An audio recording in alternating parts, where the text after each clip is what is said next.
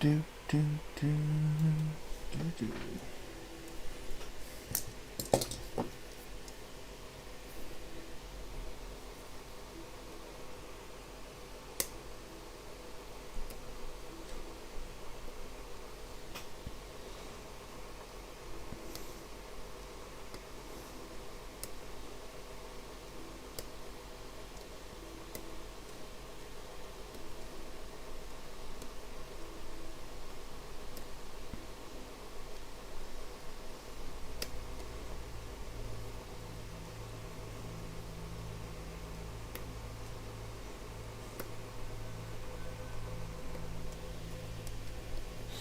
Good evening.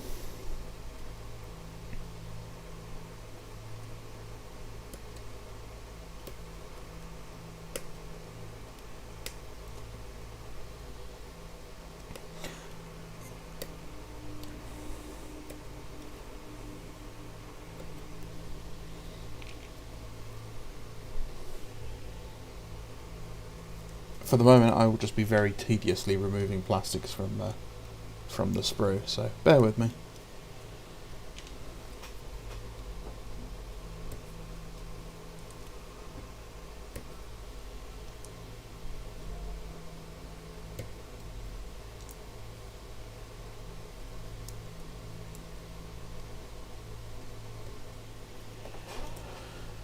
Yeah, Cyan. It is a shame. They are such a great kit. Look at the shape of that torso. That's great.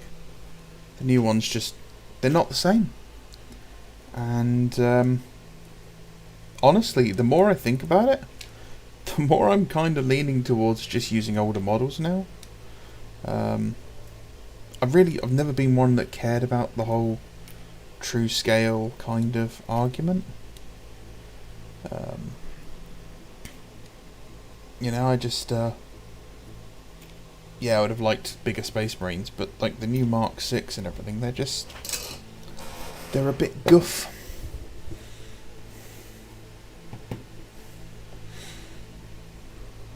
I think my Raven Guard will stay the old scale. And now, for everyone who's wondered why I've had a lighter on my desk during the live streams, when I don't smoke. Toxic fumes.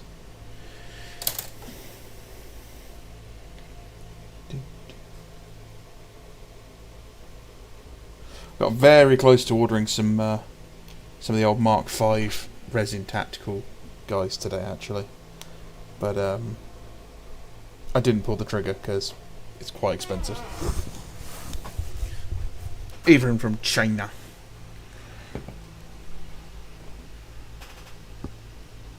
Although I already have a unit of Berserkers, Scorn Berserkers, and some Terror squad heads on the way to make my second squad of Night Lords for the Cowardly Lions.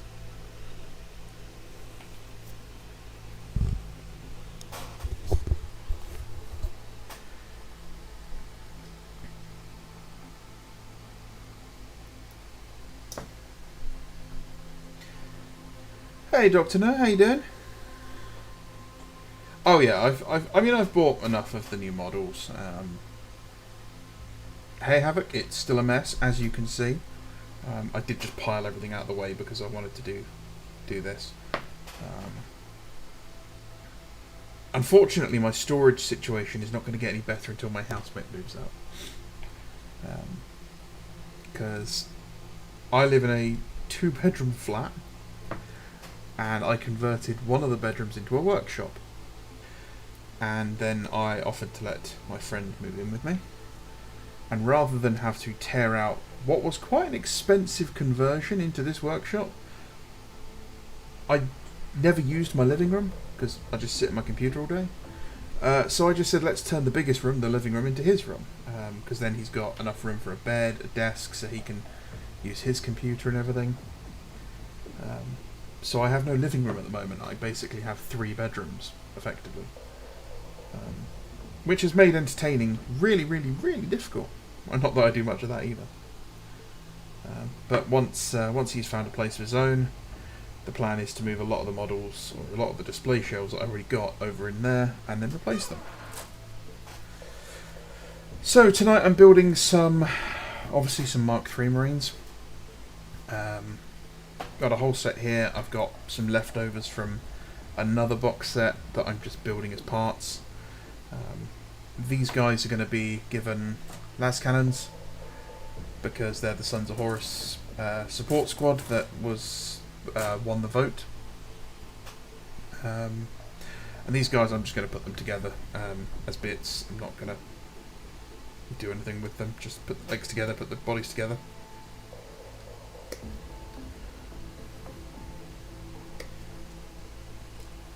I wish the legs were labelled like the backpack parts were. I really do. Because I always struggle to figure out which set of legs go together.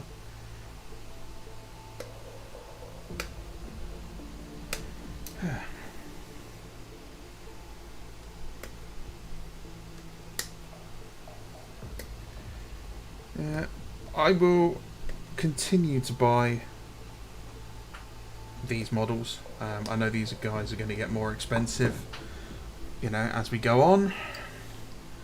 But my friendly Chinaman has these guys and sells them in packs of 20. So I will probably just buy those. Or I'll just buy second-hand ones.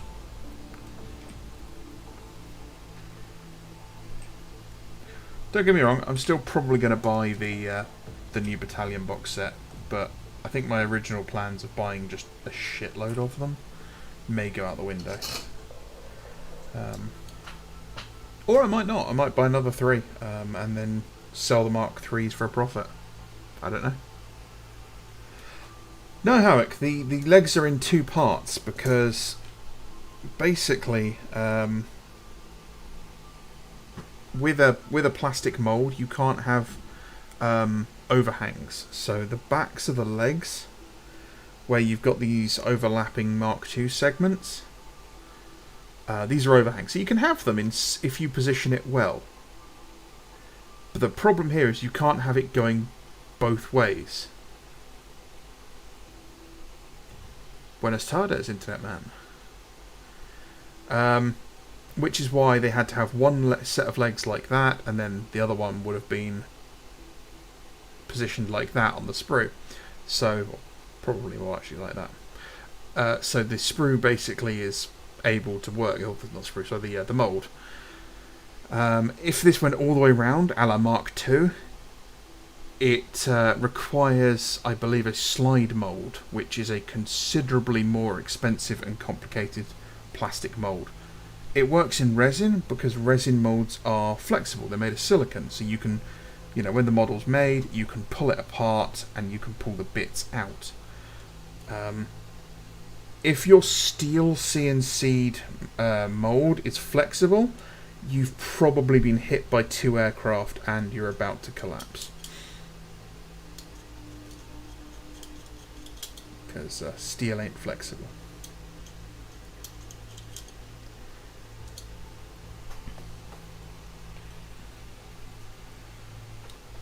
But I mean, it could be done. They could have these models themselves. There's absolutely zero reason Games Workshop couldn't have just upscaled these.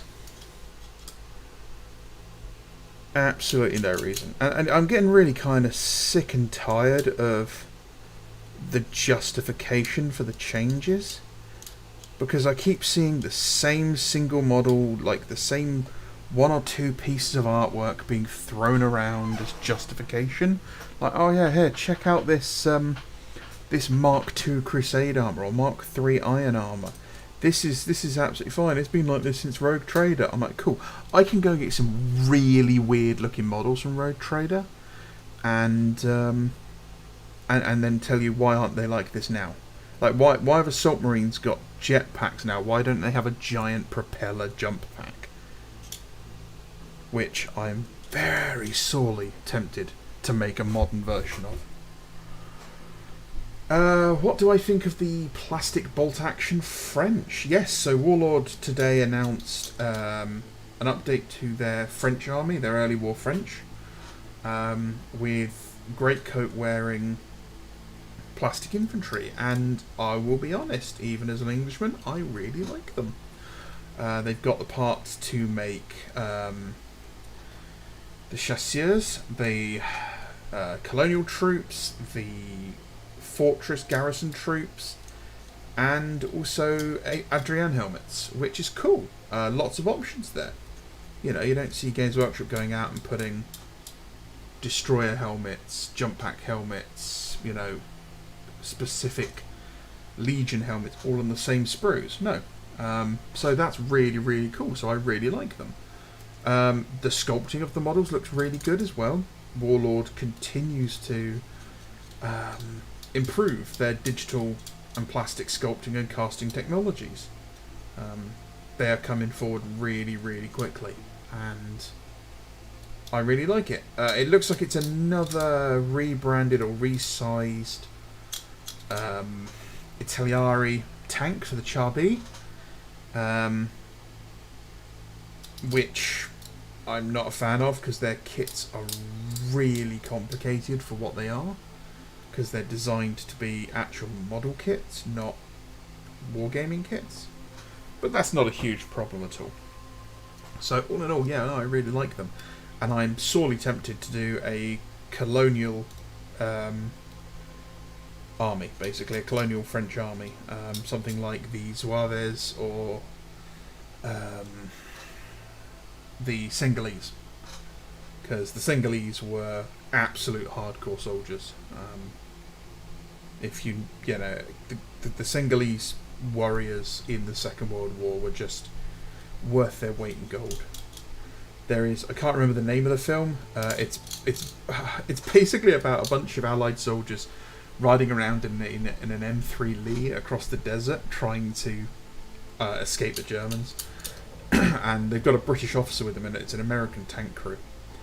And they see this one Senegalese trialia advancing on their tank, and they pull out these binoculars, and they're like, "Who is it? What is it?"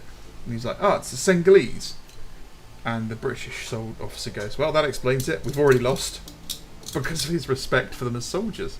And they were very well respected, because they were very, very tough, very aggressive, very resolute soldiers during the war.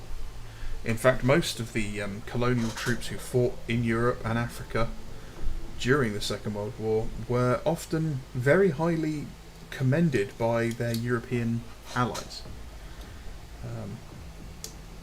My favourite is still the New Zealand, the Maoris, who repeatedly got told off for stealing German machine guns, because British doctrine said, hey, you should have X number of machine guns for certain numbers of men, and the Maori were just like, yeah, bet, and we're running around with like 20 guys all with MG34s, which was also causing problems when the gates of hell were opening up next to people, or so they thought, because, you know, a platoon's worth of MG34s and 42s were going off, and they thought the Germans had flanked them, and actually it wasn't. It was just a bunch of absolute mad lad Maoris.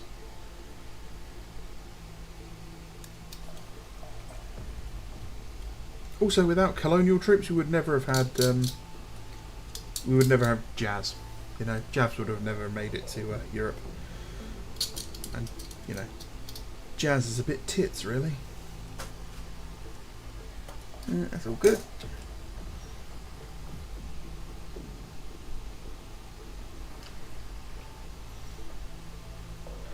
So that was a very long-winded way of me saying that yes, I really do like the new bolt-action French models.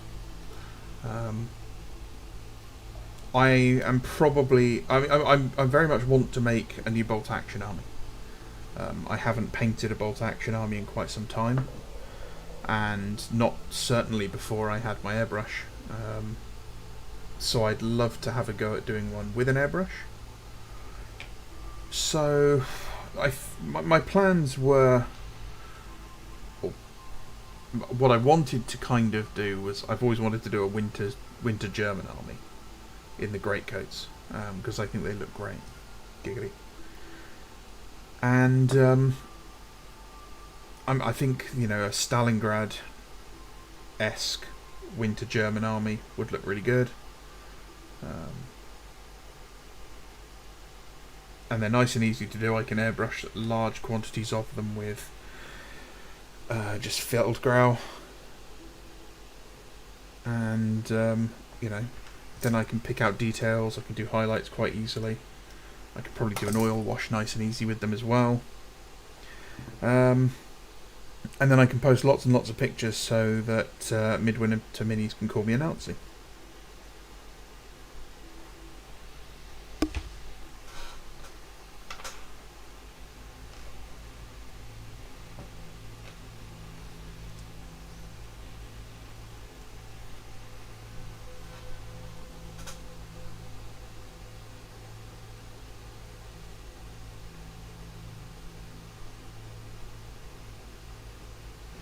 Yeah, separate legs is one of the only things I don't like about this kit. But it is a necessary evil.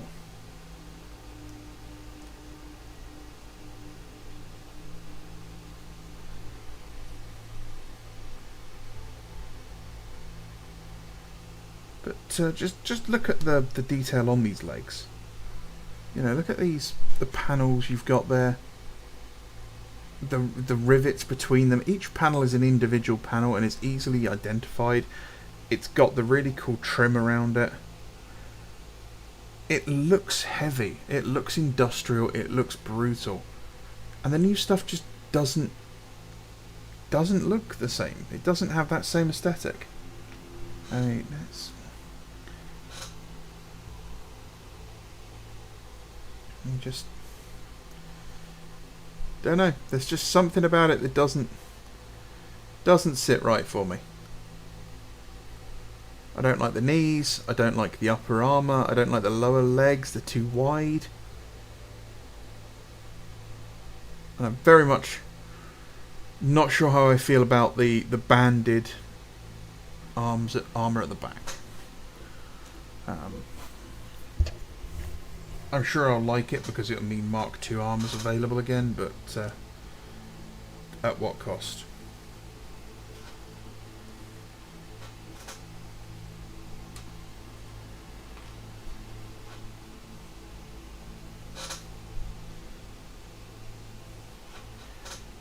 I dread to think what they're going to do with Mark IV. I really do. Because if they're just running off the justification of like Rogue Trader era minis, the Mark IV stuff looks absolutely ridiculous. It looks more like Primaris armor, and if they do that, I'm probably going to become a domestic terrorist.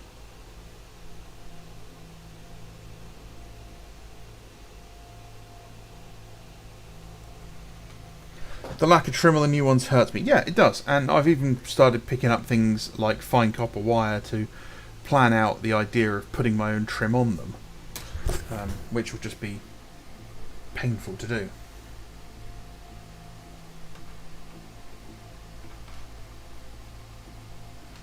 Well, that's good.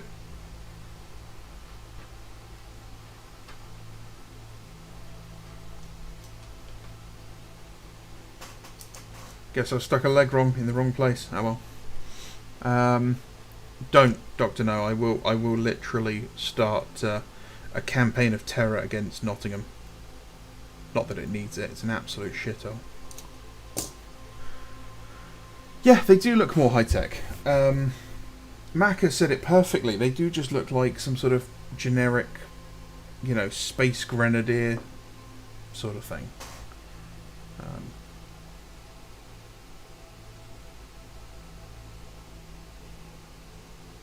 And it's I don't know. I don't like how divisive it's been with the community. I don't like that. It's all due to the way Games Workshop does things. They don't want any feedback. They don't want the customer to be aware of things until it is basically time to purchase, because they want people to be like, "Wow, that's amazing! I've got to buy it now," and that's it. Like, that's your go. You go nowhere beyond there. Buy now, buy now, buy now. That's it. There's another one that's not the correct leg, but it looks fine.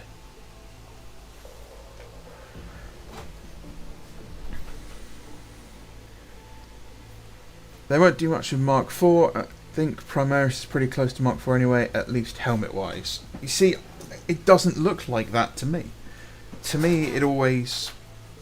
It's like night and day when I look at a Primaris Mark X helmet and a Mark IV Maximus helmet. I mean, the only thing that's similar is the fact that they have a kind of downwards pointing nose, but it's not even that. It's... I don't know, it'd be like saying, hey, Margot Robbie and Jennifer Lawrence are identical. I mean, they're both blonde women, yeah, I'll give you that. That's about the limit of what you've got there. I have no idea how to put these together. This is the first time I've actually looked at this sprue. So I'm just going to wing it.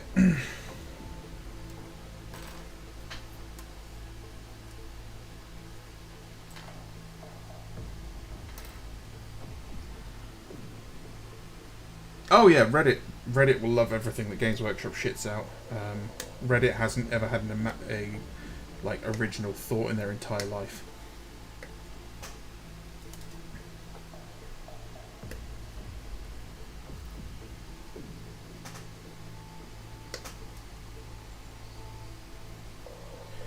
Reddit is just weirdos and people looking for self-validation.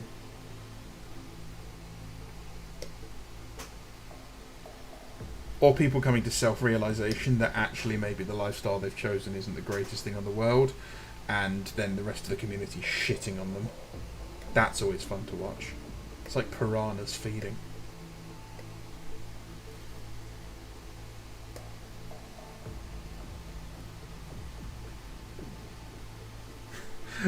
Primaris a good basing material for Black Templars. Yeah, I mean, I do like the new Black Templars. If I was going to do a Primaris army, I think I'd have to use the Black Templars. But my problem with them is that there's no customization.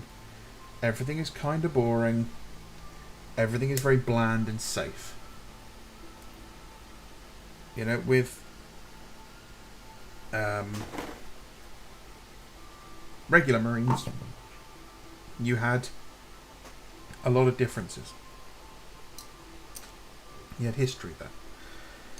So you look at a model and you go, oh wow, that guy's wearing, you know, Mark III armor, and then that's when you went back to Rogue Trader and you're like, see, look, this is Mark III armor. This was like a thing in the Heresy, and that was really cool because it was an honoured chapter relic that was literally 10,000 years old.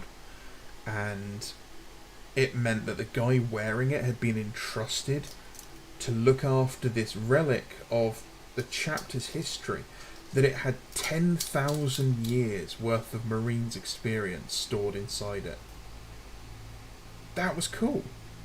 Now it's just generic space armor.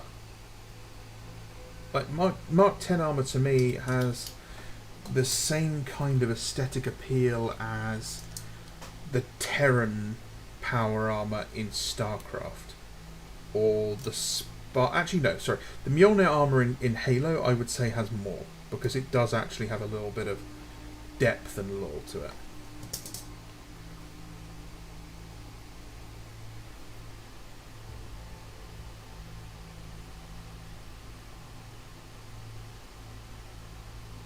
Sorry, I'm just reading the comments. I got a bit carried away there.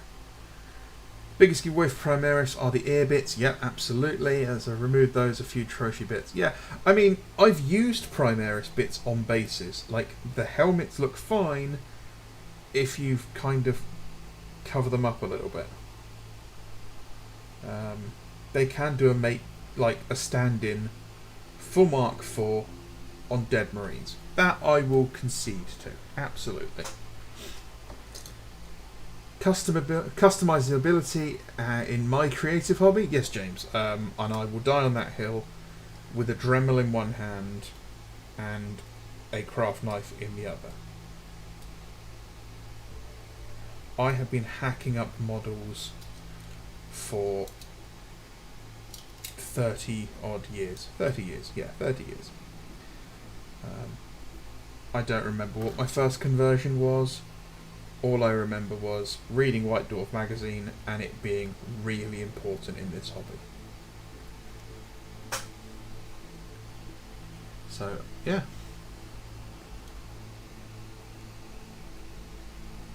Where's the Mark 9 armour though? You know? I get that we went to 10 because X is a cool letter, but where's Mark 9 armour? Why have we not even seen a piece of artwork? I don't think it's even been mentioned in the fluff why there's no Mark 9.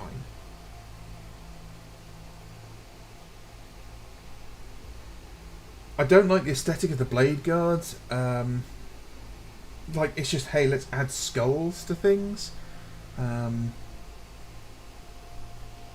It's, I don't know, it's like, hard to explain. But, it doesn't have the soul that Games Workshop used to. Now, the reason Windows 9 doesn't exist is actually quite interesting. Basically, the long and short of it is software identifies what operating system it uses by reading a specific code from the operating system. And Windows 98 and 95 were so bad that around the 2000s, when Windows ME came out, a lot of software developers went, you know what, we're just going to make it so our software doesn't run on Windows 98 and Windows 95. So they blocked their software working if the code started with a certain character, which was the character for 9. Which is why Windows 9 never worked, because no software worked on it, because so much of the software that was out there had this piece of code in it. That's how stupid it is that didn't happen. So yeah, instead you got Windows Vista, or whatever it was. Yeah, I think it was Vista. Which originally was called Windows Longhorn and was supposed to be a gaming operating system. No, Deathwatch are wearing Mark 8. They're wearing Errant armor. It's got the raised gorget around the head. It's got the knobbly bits around the ankles, and it's got the very flared bottoms to the legs. This is a great piece of Jess Goodwin artwork of Mark 8 armor.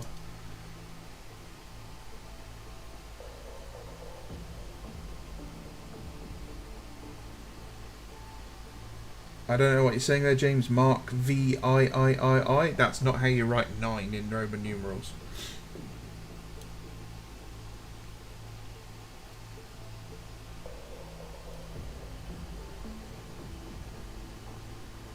But yeah, I just don't really like the aesthetic of the blade guard for some reason. I don't like the swords. I don't like the Crux Indomitus at all. I think it looks a bit bad. Yeah, I don't know. There's something about Primaris aesthetically that I just can't get on with, and I don't know.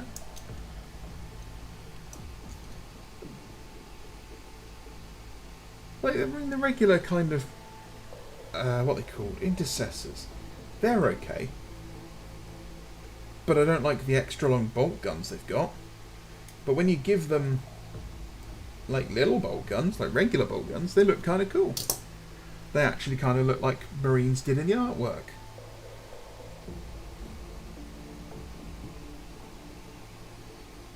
Yes, 9 is IX. Yeah, so it's 1 to 3 is just I, and then 4 is IV, then you've got V for 5.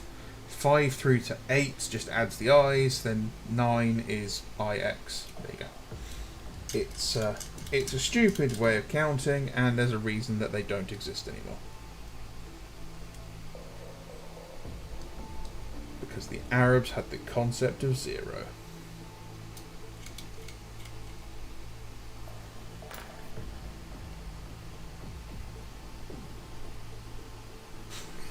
Yes, yeah, I think that's a lot of people who learnt Roman numerals because of Star Wars. Like, what the hell is an episode V? Which, by the way, episode V of Star Wars is the best episode of Star Wars. And I will fight anyone tooth and nail for that.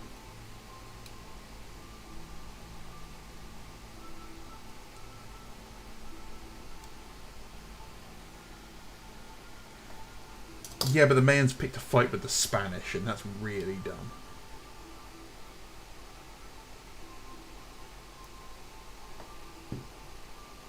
Says the guy that's descended from one of the most famous people that picked a fight with the Spanish.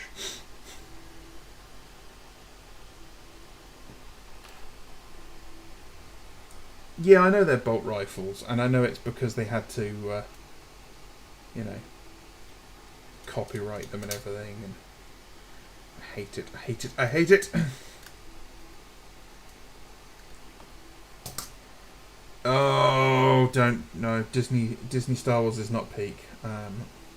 It is trough. It is absolutely trough.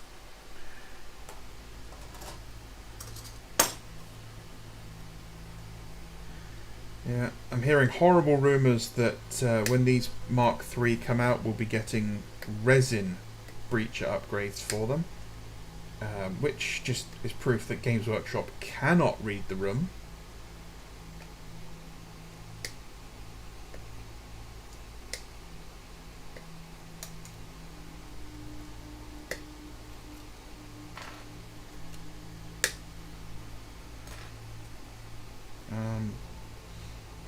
I think we'll get breaches with these ones, and then I think we'll probably get destroyer upgrades for the Mark IVs. Because, I mean, Mark IV generally is the armour worn by destroyers.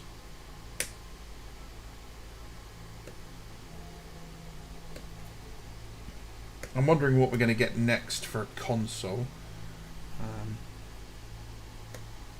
I reckon it'll be a siege breaker, if I'm going to be honest.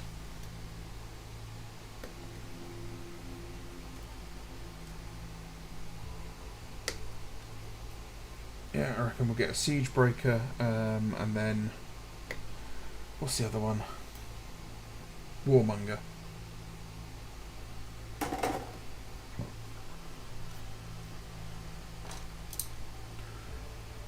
Do I remember the prequels? I remembered Then I Clapped. See, I saw the prequels at the midnight release for all three of them.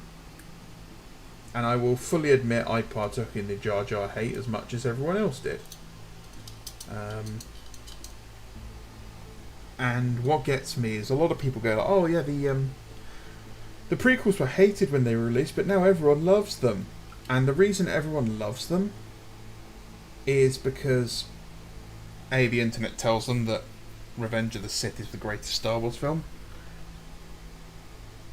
and B, the Clone Wars filled in a hell of a lot of gaps. You know, without the Clone Wars, and to an extent Star Wars Rebels, there is no way the prequels would have the love they have nowadays. I really like The Phantom Menace. I think The Phantom Menace is actually a pretty good film. There are bits in The Phantom Menace that are not great, but I think it's an okay film from what it is, and there is a version of it you can watch, which I can't remember the name of it, but it cuts out, I think, about a third of the film. Like all the Otter Gunga stuff, all of Jar Jar Binks, basically. All of Boss Nass, all of that sort of stuff is gone.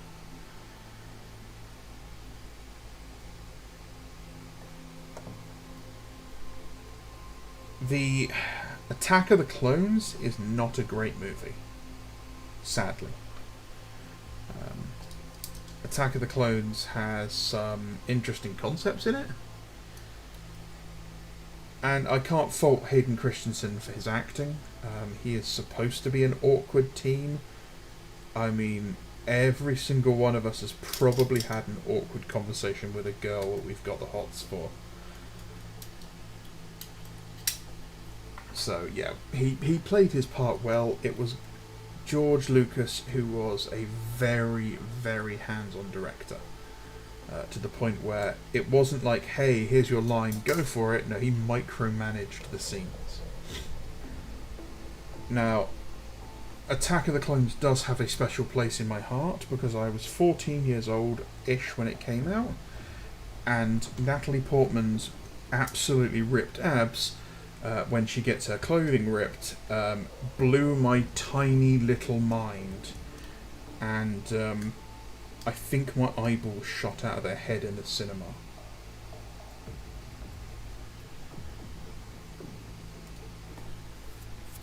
So yeah, people ask if I'm an arse or a tit man, and I'm a Attack of the Clones Natalie Portman's ripped abs man.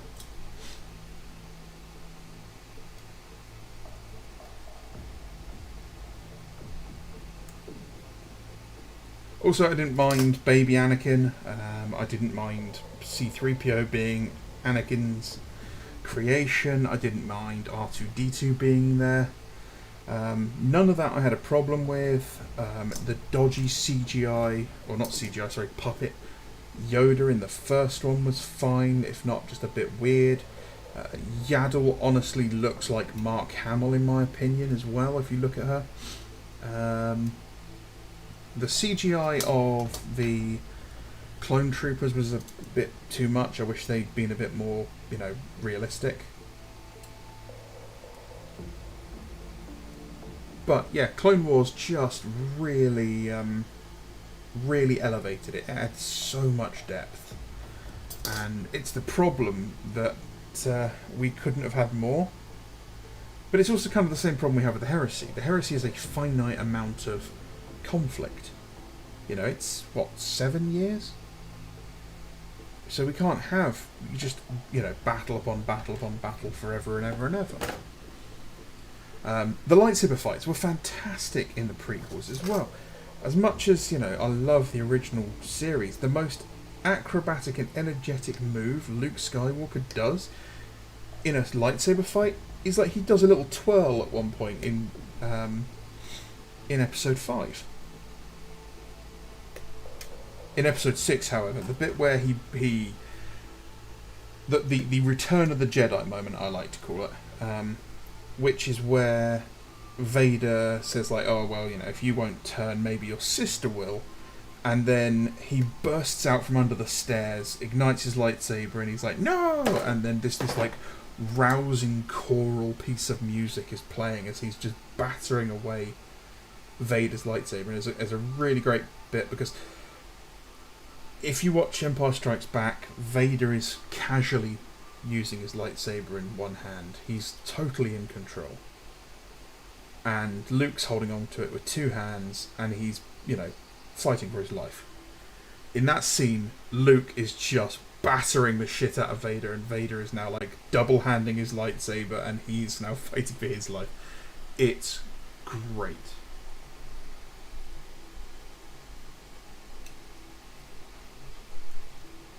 It's after he's backflipped up onto the platform. I mean, that's not even a lightsaber in the fight. I mean, actual fight move. But yeah, it's after he gets knocked down from that. Is that bit I'm talking about? And the humming choral soundtrack of that. It's just such a great moment.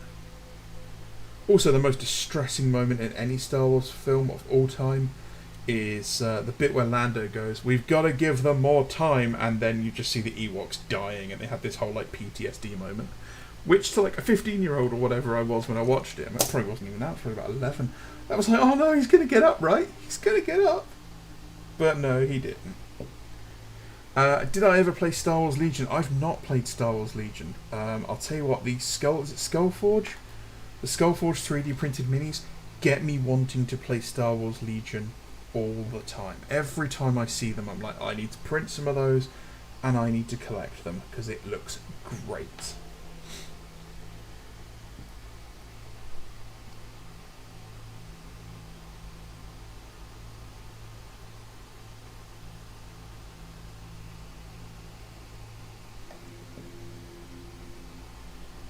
I mean, James, yeah, we don't all have to tell, like, the girl we love that we killed all the men, women and children, but not many of us are in an armed cult that can find ourselves in a situation where we might kill all the men, women and children.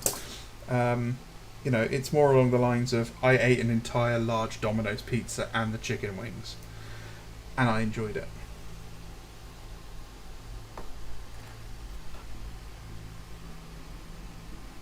I do like the original series duels, and yes, they should be like samurai duels in a way. I do like the difference.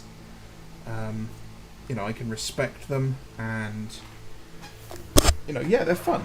They're really good fun to have, and like the duel in Rebels between Obi-Wan and Darth Maul, the last fight between those two, is perfect. It's absolutely perfect. It's pure Kurosawa, and it's really, really good. But when it's two kind of young, aggressive characters having a go at it, I quite like the flashy duels as well. The most recent, like the episodes of Ahsoka recently with the fights between Shin Hati and I can't even think of her name right now. Sabine Wren.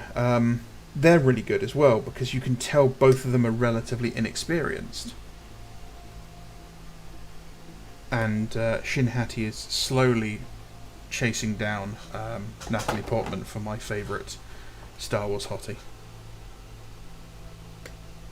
I can change her.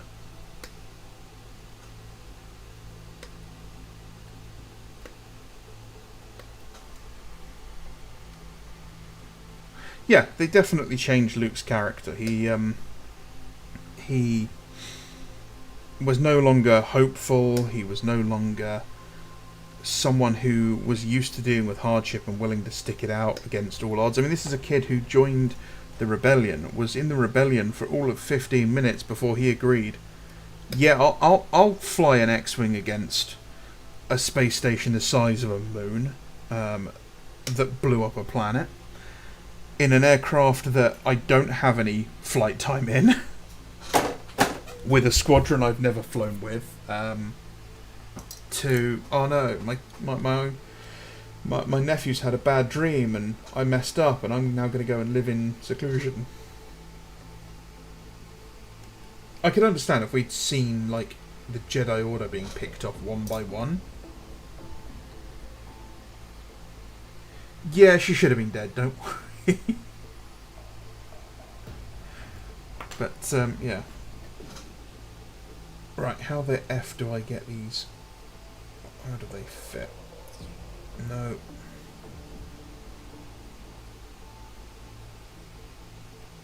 I refuse to find the instructions to figure it out as well.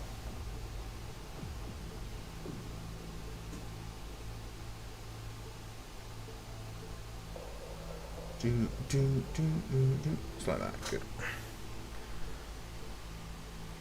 I mean, all of it, like the entirety of the Disney trilogy was bad. I remember sitting in the cinema and watching The Force Awakens, and unfortunately I'd had it spoiled for me. I'd read a 4chan post or something, and I knew who was going to die and what was going to go on, and it was like, oh, this is exactly what they said, so I know now everything that's going to happen. And there were bits in it that I liked, like fucking Kylo catching the blaster bolt was cool.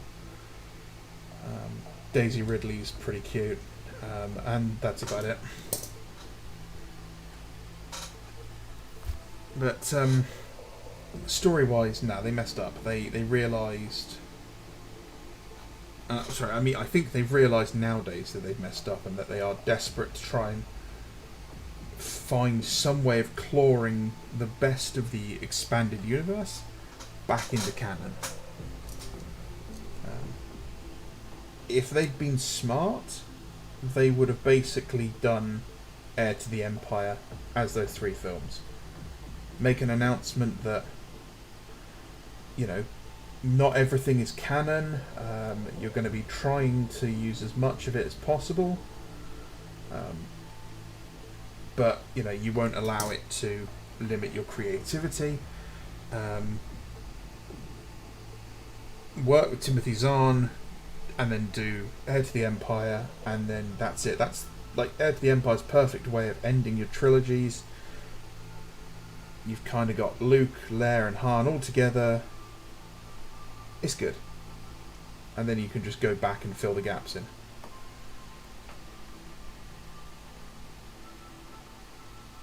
Oh, absolutely, yeah. The problem is Disney took a boy brand Star Wars and turned it into a girl brand, which fails miserably. Yeah. Ironically, the opposite thing happened with Barbie, where you took a movie that was most definitely aimed at girls and made the most based male character possible. And apparently Greta Gerwig is very upset about that.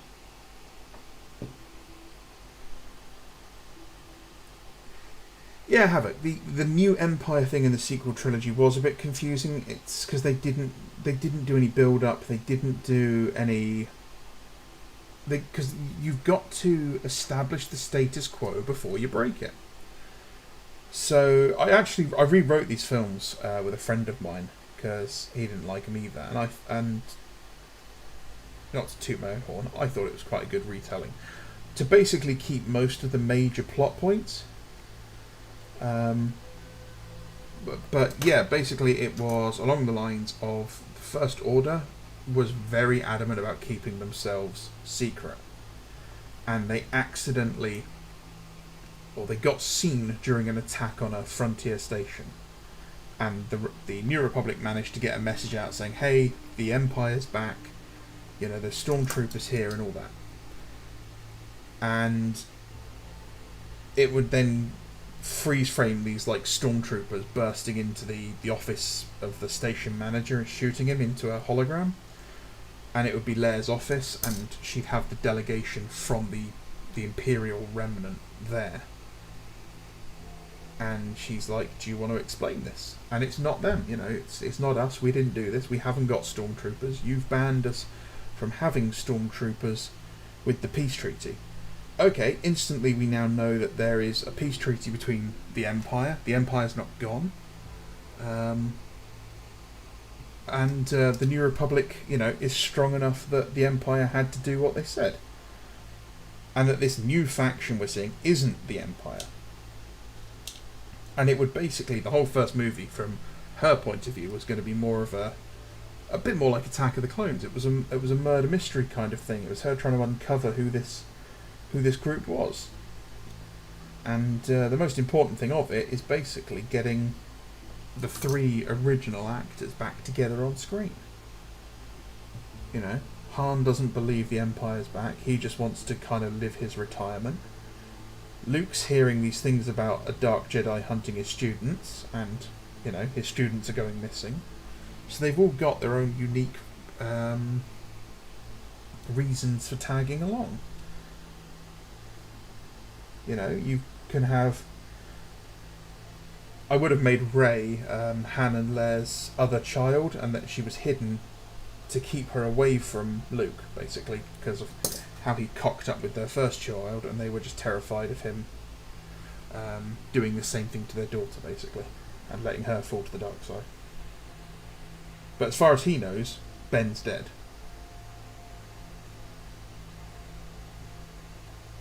So the whole Kylo Ren reveal, you know, comes back on us. It's like a big circle of the I'm your father, no, I'm actually your nephew.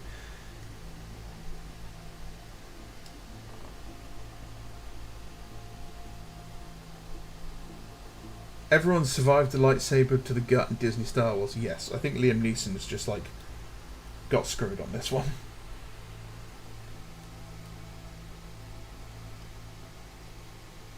Oh, these bits are awful to clean up.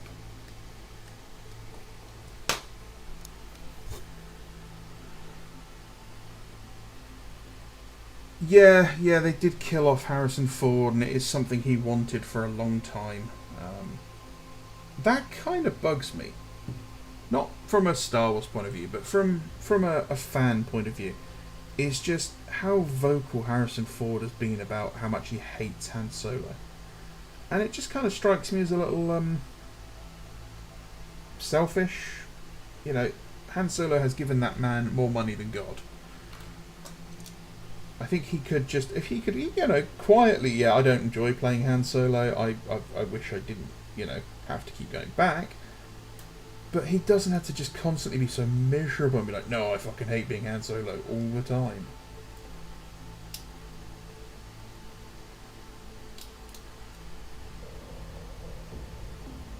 Yeah, Qui-Gon Jinn died of a stroke at the exact same moment that he got stabbed. It's the only way to explain it. His Medicaid card got declined at the same time. No Bacta for you.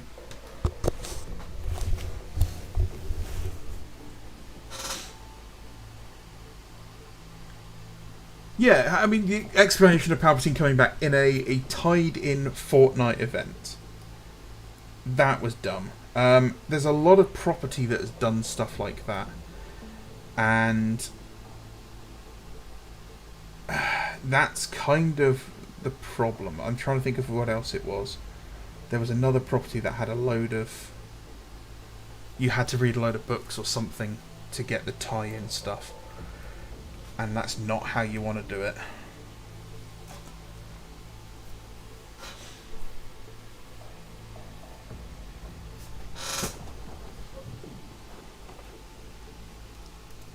Can't wait to get my hands on some of the Leviathan Terminators, because I'm going to use these to make some Morlocks.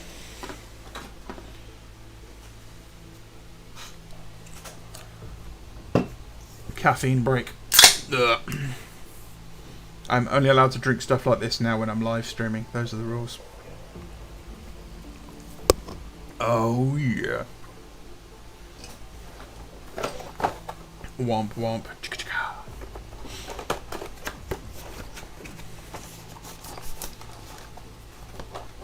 Halo's always been a weird one, because it's like you've got Halo the game, and you know you've got the stories. Oh, here's the Spartans and the Covenant and the Halo rings and all that, and then there's just like an absolute shit ton of stuff that your average person just wouldn't know unless they read the books or found these random terminals in game that are as secret as some of the biggest secrets in the games anyway.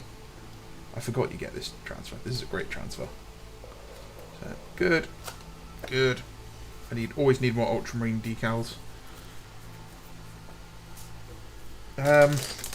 Yeah, I just think it's really funny that there's a lot of it out there that your average person doesn't even see. You know, you're like, oh yeah, did you know that the humans were actually, you know, around with the Forerunners? No. Oh yeah, we were a super advanced alien race at the time, and we're the reason that the Flood win. It's like, what?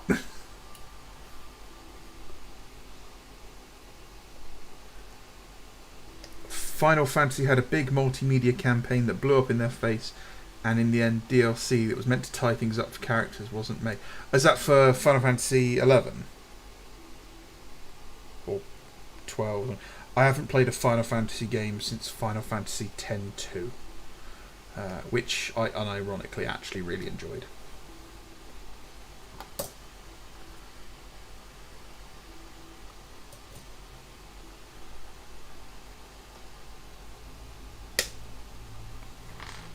I quite like some of the Halo books. I've got like, what was the last one I read? I think the last one I read was Ghosts of Onyx. I just love that, you know, you've got a bunch of teenage Spartans and they beat the crap out of the Marines training them when they try to kill them, and they steal a pelican. Which was great fun. I'll tell you what, a video game book that I was really surprised about. There's a couple of them. I think there's two of them. The Morrowind tie-in books, or it might just be one. But it's set between Morrowind and Skyrim. That's really good. And Rapture, which is the prequel to BioShock.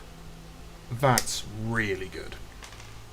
In fact, Rapture the book would be a brilliant basis for a TV show, because it just shows the construction of the city, why Andrew Ryan went ahead with it, and then why it failed. And it was really, really, really good. I'm going to actually reread it at some point soon. After I've read Dracula, which has been on next to my bed for about 12 weeks now, and I've just not got round to reading that. That and Atlas Shrugged which has been on top of my bed, and I've read like the first chapter. But they go on about trains way too much, and unlike most autistic people, I can't stand trains.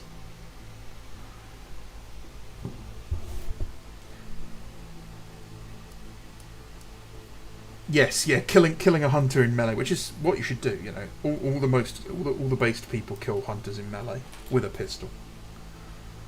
I really want to play the remake of Final Fantasy VII, but I'm not willing to do it until they've released the whole thing.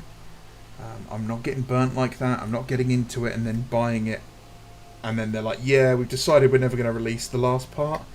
So I'm going to wait until the inevitable PS7 edition comes out, which is all of the game together in one piece. I don't like any of the Final Fantasy games that have got like real-time combat. I tried playing 12. I got a PlayStation emulator, and I tried playing 12, and I was like, "This is just horseshit." I've never read Wheel of Time. I've heard good things about the Wheel of Time series for many, many years. I've also heard hilariously bad things about the TV show, so I probably won't be watching that.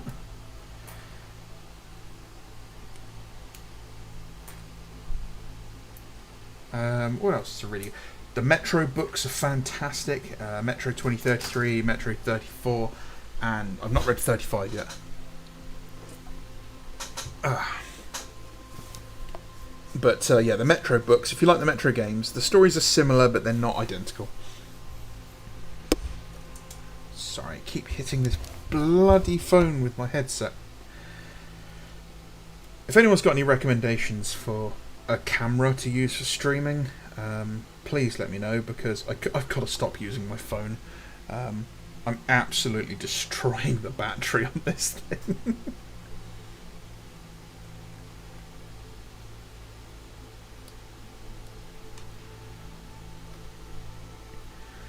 Yeah, I've not touched Final Fantasy 15. I've not touched 16 either. I watched Az at Heel vs Babyface playing 16 when it first came out, and the story looks kind of interesting. But I'm not buying a PS5. I'll be honest. Like, if a new Metal Gear Solid came out and it was a PS5 exclusive, and if Armored Core 6 had been a PS5 exclusive, and then that was a PS5 exclusive, I'd think about it. But as is, I've got like a $2,500 gaming PC, and I would rather use that. So exclusives just mean I don't get to play that game anymore.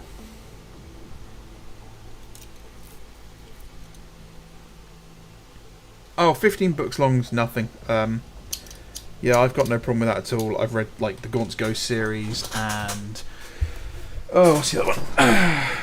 Redwall,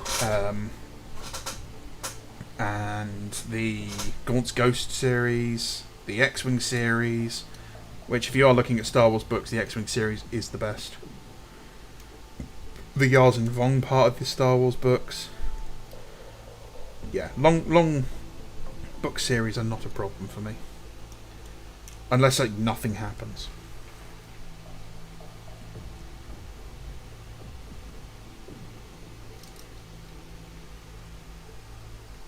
The Assassin's Creed books are actually quite good as well.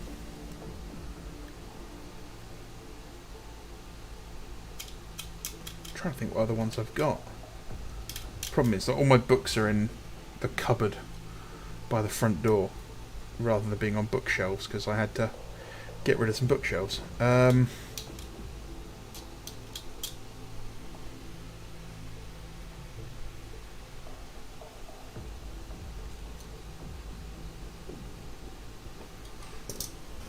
I keep meaning to pick up the Gotrix and Felix series as well and read those.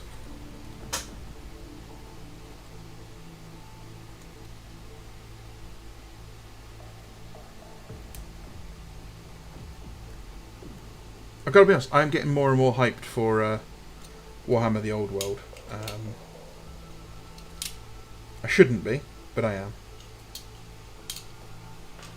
And I think it's going to be really important how Games Workshop handle this release, because if they drip feed us models that we've had access to for 20 years, I think that's going to be community suicide. Like, hey, I don't want Empire State Troops, and next week, ooh, what's this? Empire Free Guilds? Ooh, look how cool they are, for a model kit that came out in 2016. Yeah, it should be pretty much day one. Everything that was available in plastic is just bumped back in the shops, and then any releases, new releases, should be new models we've never seen before, which means probably a lot of resin kits, if I'm going to be brutally honest.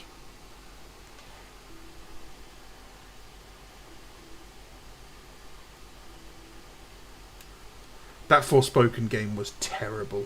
I watched the trailer, and I looked at it and went, well, this is just modern day, and there's this whole like, oh, I can finally see myself as a character in a video game and I can connect with them. Well, I couldn't, and you can keep them, because I don't want to connect to a character that's that bad.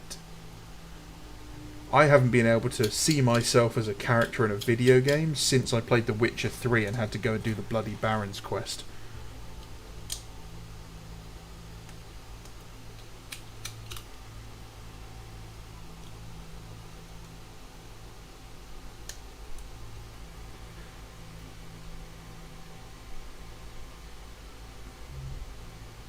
Yeah, they're probably going to space it all out, and it's going to suck. And then everything will have a price rise, and it's really going to blow. Like, boxes of zombies, for example. I had a box of 20 zombies, not the ones that came out recently, but the old ones. And when I first got them, I think it was £20 for a box of 20 zombies, and you could make 20... I think you could make 25 if you were creative with the parts. And yeah, we're going to get the same box with the same number of models in it, and it's going to cost us 35 quid.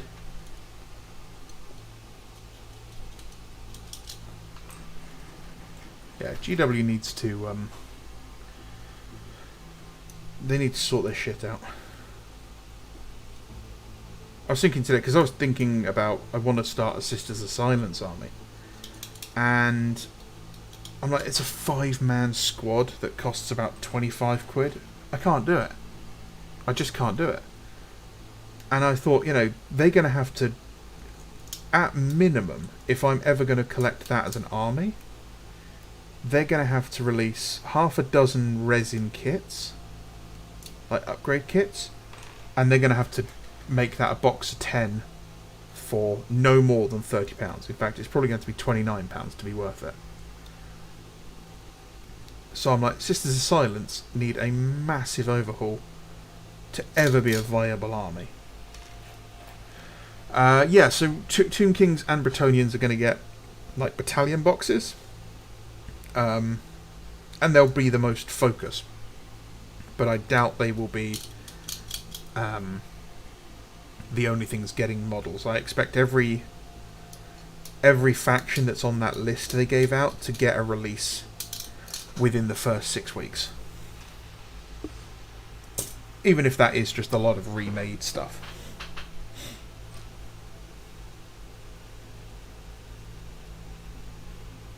Because it is supposed to be set during the War of the Three Emperors. So, yeah. It would be dumb not to have the Empire in there. You know, one thing I always find funny about the Empire is there's only supposed to be like a dozen steam tanks in existence, and everyone had one. Every single person out there has a steam tank. I'm not sure who I'm going to do for it. I'd like to do Bretonnians, but I think everyone's going to do Bretonnians. And I am a unique, special little flower. So I think I might do Empire, because Skaven apparently aren't going to be a thing.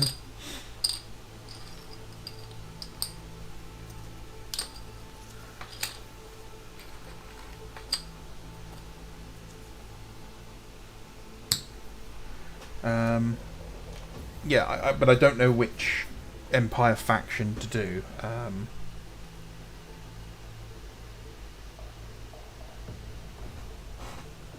I don't like the wolf. Marienburg, isn't it? Never liked that one. I do like the Knights Panther. They're pretty cool. Averland, is that the green and yellow one? They were pretty cool as well.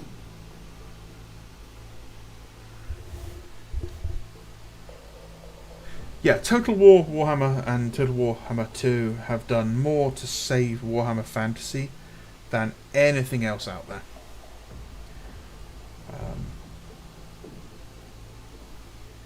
They absolutely,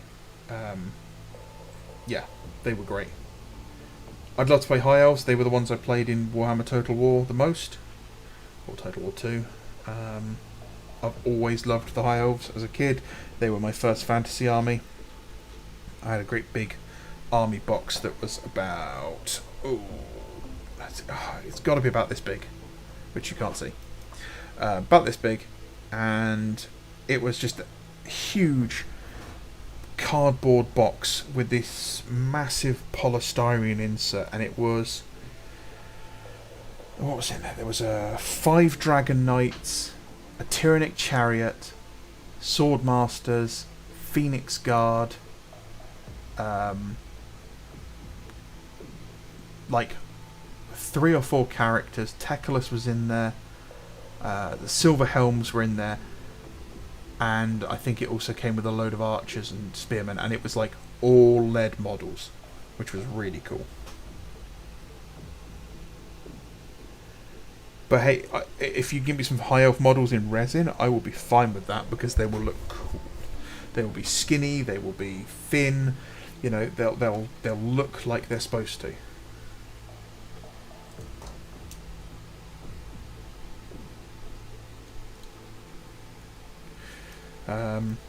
Yeah, Kajuri, you're right. There's too many 3D printed parts and third-party parts now for Games Workshop to do sisters, which kind of sucks. I need to find some. Not sure which ones to use. I tried to go on the Liber Demonica, or Liber Demonica, or whatever it is, page at work today, and it got flagged up on the firewall for occult reasons.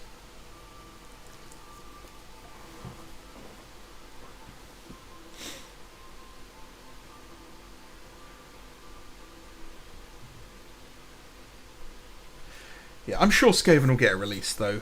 Havoc. I can't imagine they would cut themselves off a revenue source, you know, of Skaven players. It would be very dumb to do so. I just think they'll have to wait. They'll probably do like campaign books, which will add 1 or 2 armies, and that will be the major drive to buy said campaign book. It's like, hey, you guys want to play as Skaven and Night Goblins or some other shit. Bloop.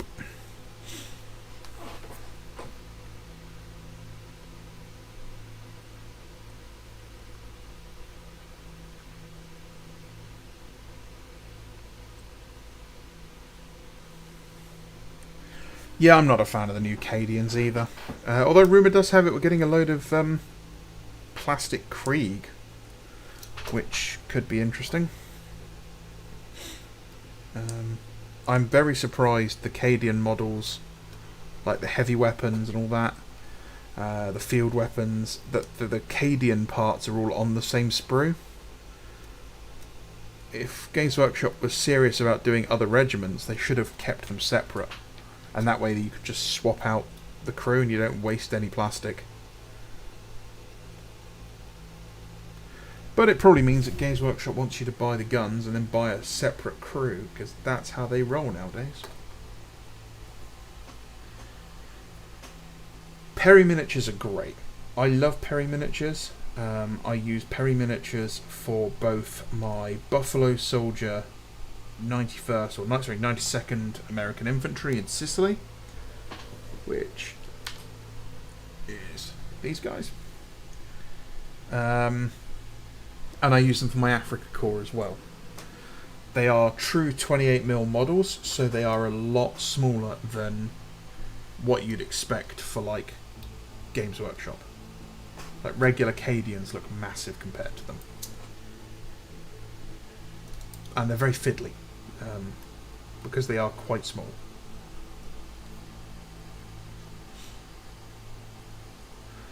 I love the Catachan models. I've always loved the Catachans.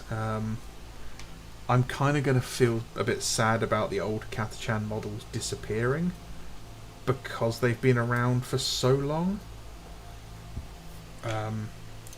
But I will definitely be happy to see some replacements, as long as they are aesthetically the same.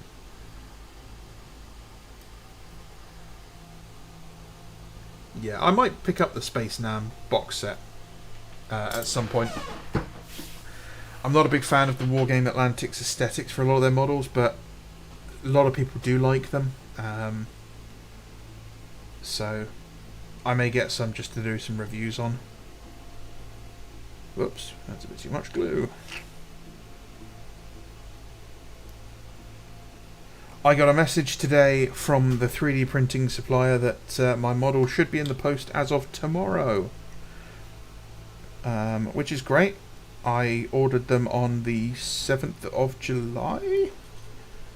So, it's only been... 2 months. Yeah. Just a little bit of time.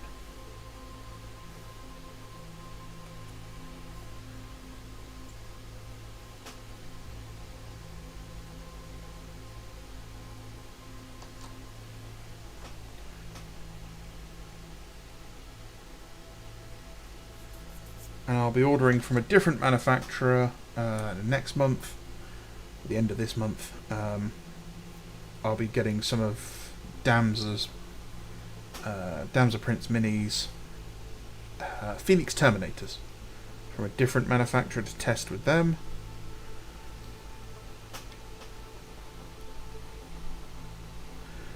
It's at least the third time Havoc that they've sent them out to me.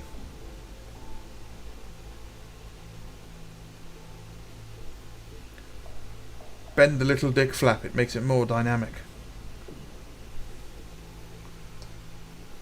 Seriously, if you just bend the little flap up just slightly, you can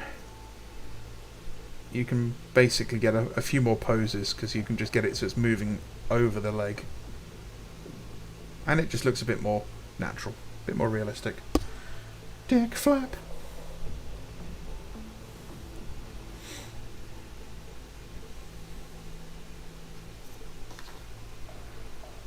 I was looking forward to the Raven Guards getting these guys, but no, you people were just like, it's got to be the Sons of Horus.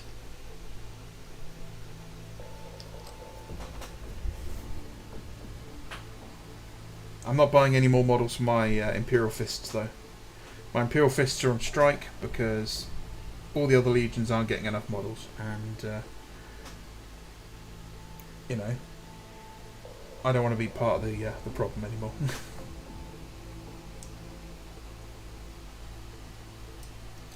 No, they haven't announced new Catachans. It's just something that's been rumoured for quite a while.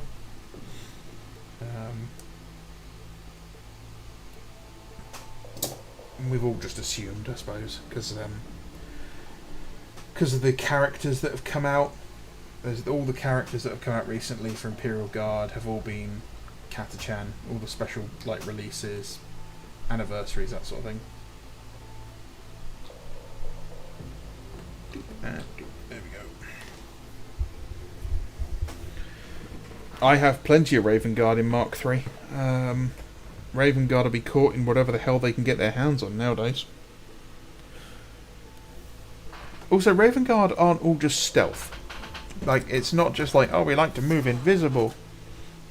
Raven Guard are about hit and run tactics. They're about ambushes. And you got to remember that a lot of the operations that the Raven Guard took part in were things like prisoner rescues. Well, raiding a prison which is a facility designed to stop people from moving through it, you're going to want to wear a lot of heavy armour. You know, that's definite Zone Mortalis territory.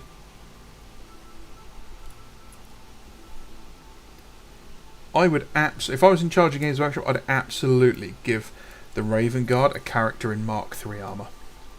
And I'd write the fluff to prove it.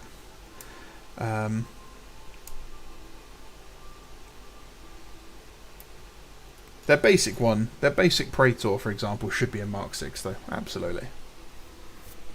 Actually, I'd probably do him in Mark V. I'd do him in, like, one leg is Mark VI, the other leg is Mark IV. Just to show that, you know, the Raven Guard are like scavenging equipment.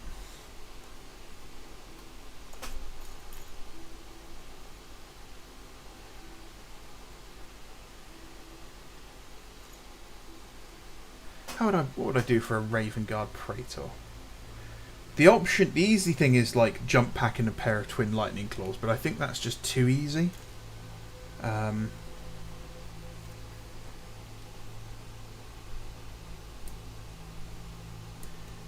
think something a bit more interesting would be better. Something like I don't know, combi plasma or something, and a combi plasma and a paragon blade. So some sort of sword or an axe, maybe.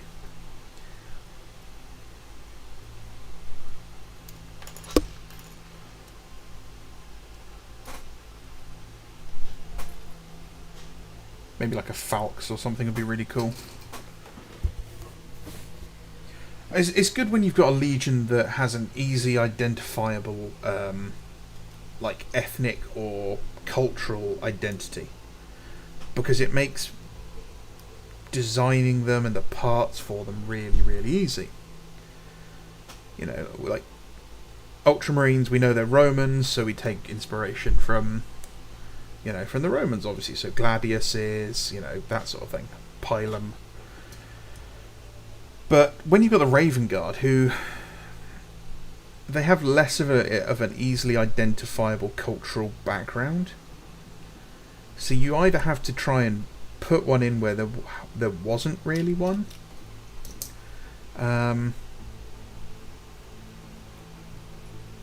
or you just kind of have to wing it, pun intended. I think maybe playing up to the kind of Native American styling they've had in the past would be good.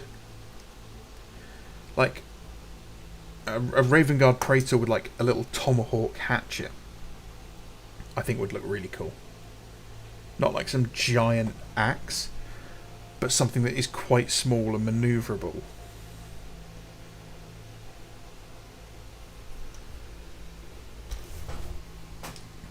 I'm also really hoping we get 1,000 Suns power armoured Praetor, because we haven't got one of those yet.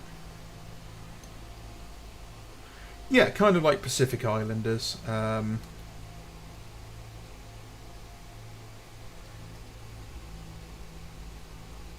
don't know, I just think that like a war club, something like let me see if I can find a picture.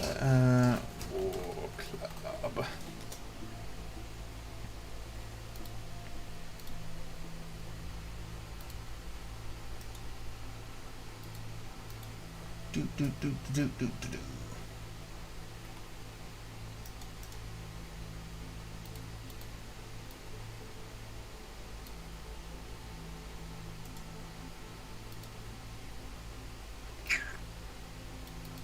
Not a WEBP file. Go away, you disgusting format. Nobody likes you.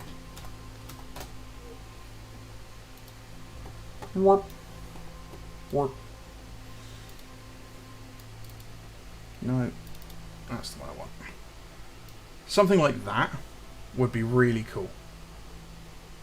Something that was like really heavily carved.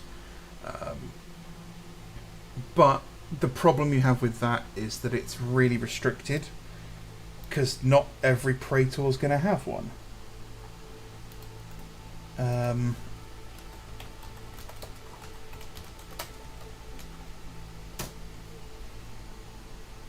And that is a bit of an issue, you know. You want your Praetor to be generic enough that anyone can see it as their model.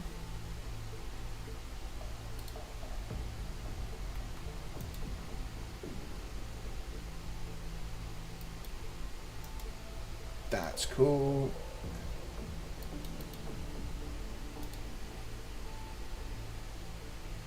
I'm getting dangerously close to actually sticking my face in front of the camera, which you guys do not want. I really like that. That looks really cool.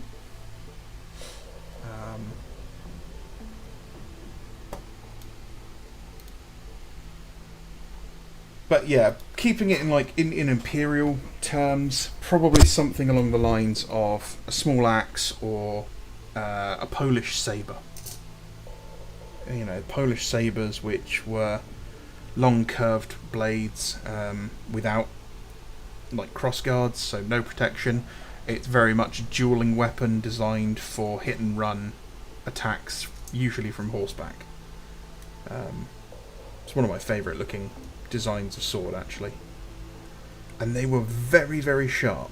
They were often literally razor sharp. I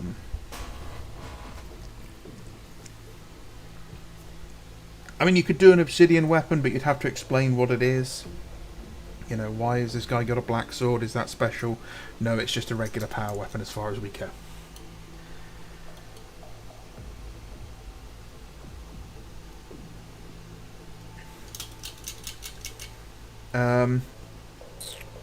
Salamanders, I think salamanders, either some sort of axe or hammer are the best options for them.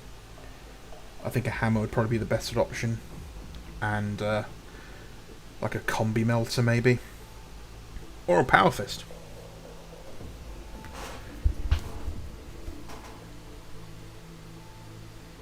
The problem is I think that the Raven Guard... A jump pack Praetor is not really a new model for their range, because you've already got loads of jump pack units for them.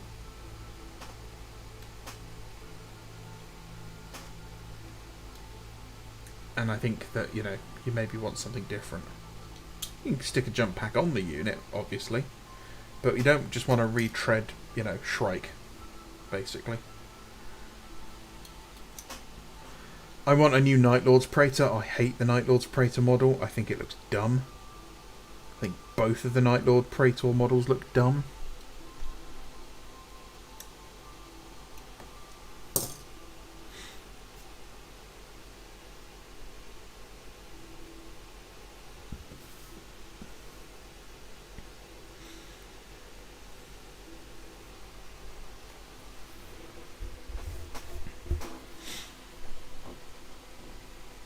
Yeah, the space sharks are definitely special.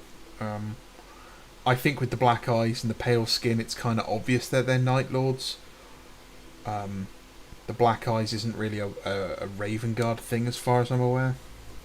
Very pale, yeah, but not you know, grey-white, sharp teeth and black eyes. He's got a doll's eyes. Roll back into his head.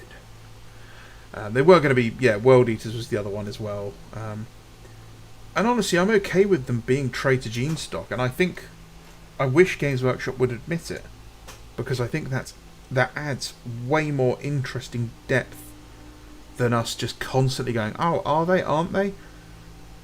Like, I know that the idea of some of these things is to have people guessing and coming up with their own theories and having that conversation, but at the end of the day, you kind of want the confirmation eventually. And now that Games Workshop's moving the story forward as well, we're no longer just in a status quo, they're going to have to start answering questions, because people are going to want them now. Like, I want to know what happened to the 2nd and 11th Legions now. Before, I would have been happy for them to have stayed hidden, always just been a mystery, but now that we've started expanding, I want to know what happened to them. I want to know who they are. I want them to come back.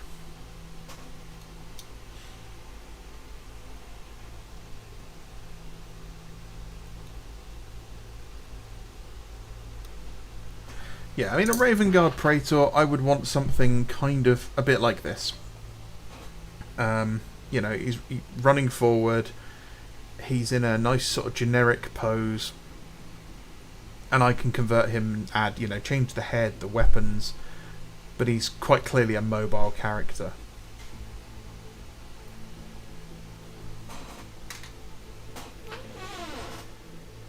The Red Scorpions are traitor genes. Okay.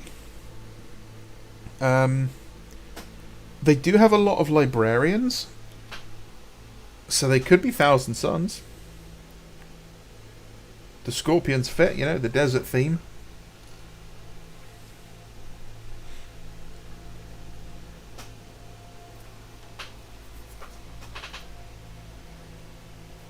GW can't do interesting backgrounds. See the Blood Ravens. They are definitely loyalist Thousand Sons, but GW just made them Ultramarine successors. Well, the thing is, that's the in-universe explanation. Yeah, they're Ultramarine successors, just because if anyone said they were Thousand Sun successors, A, no one knows who the Thousand Sons are.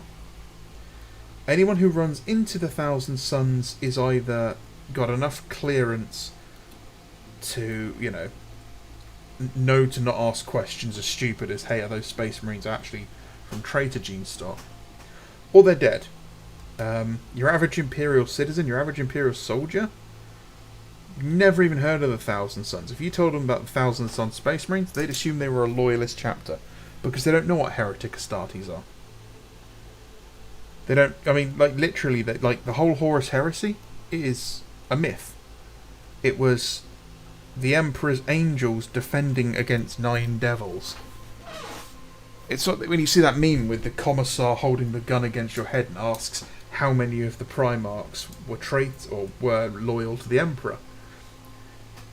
Oh, the answer is all of them, because as far as your average Imperial, like, person knows, like, citizen, there were only 9 Primarchs. And every single one of them has been loyal to the Emperor for their entire life.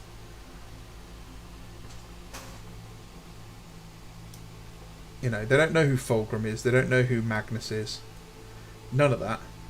Lorgar is, you know, just the guy who wrote the Imperial Creed. He's not the son of the Emperor, he's not anything like that. He was just a priest, as far as your average person knows. And if any of them find out the truth, they die horribly at the hands of the Inquisition, whose entire job it is to keep that from becoming public knowledge.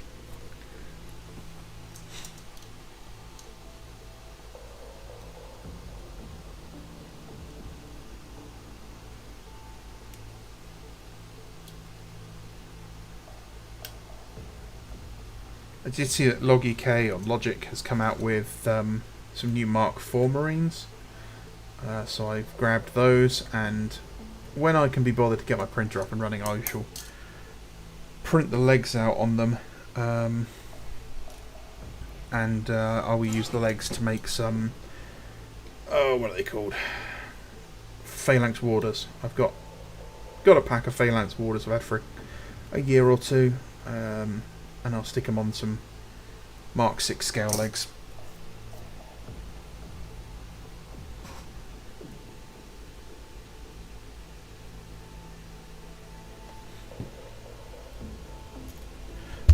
I can't wait for this this edition's Thousand Sons release for 40k, because it's going to be yet more bloody Tanzagors. And I hate Gors. Oh, I need to grab all of his stuff, Rational. Like, I love all of his kits. There's a load of good creators out there. I'd love to do videos on them showcasing the parts and who makes them. But the more you do that, the more likely GW are to see them, and the more likely they are to get shut down. So I don't want that. He even asks not to share them around too much. For that very reason. Right.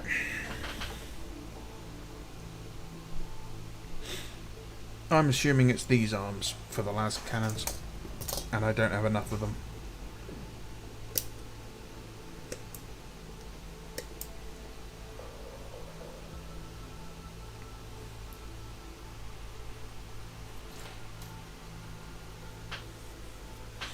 I mean, the Khan was loyal. The Khan was loyal. He just wasn't like dogmatic. He was loyal out of,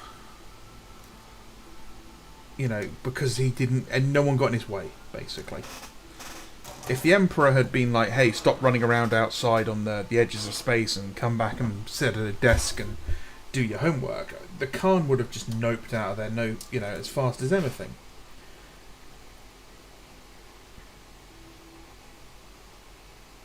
But yeah, he was definitely loyal in the sense of, being a loyalist. It's not like he was just like, oh, I'm only here for the free booze.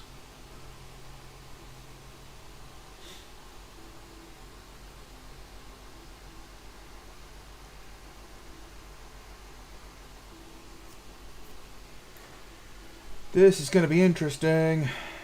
I'm going to need to find some shoulder pads for these guys first, because I don't think these ones are going to work.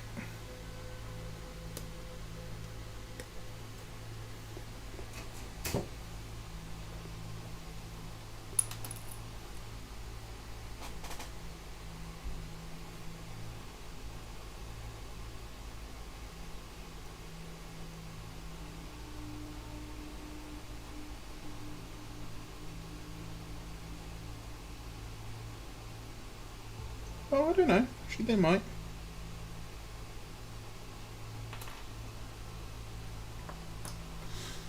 Let that arm stick and then we'll have a go.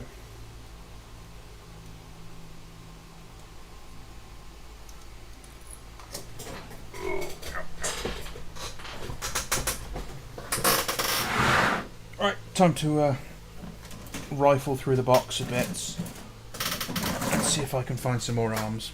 Hey, would you look at that? I found some more arms. That's handy. This is a sprue I really want to start using some more bits out of. It's the command tanks from Forge World. No, Games Workshop. Warhammer World. That's the word I'm looking for.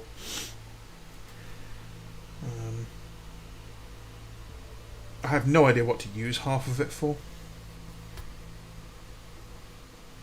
Probably Empress Champion, or Empress Children, sorry. I know I'm going to use the, it's got like a grav cannon for the Land Raider. I'm going to use that with my Iron Hands. And it'll represent just the last cannon. Because I've got another old school Land Raider. Which I'm going to strip and then I need to find some sponsons for, but it's got the Forge World extra armour kit on it.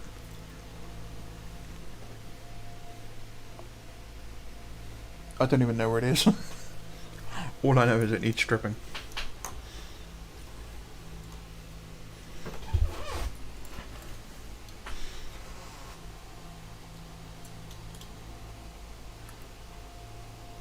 Yeah, the Sons of the Phoenix, Internet Man, are a really weird chapter because it's so painfully obvious.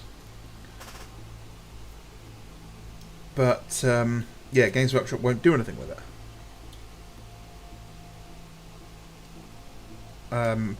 I would love for them to bring back Clone Grim and it's be like, oh, it's the long lost son of the Emperor who the demons tried to kidnap or some shit, and then like that's how their justification is, and now he's come back and here are his sons, yay.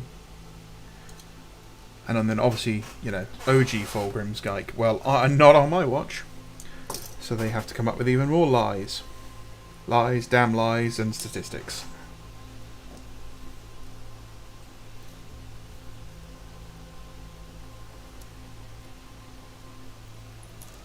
One, 2, 3, 4, 5, 6, 7, 8, 9.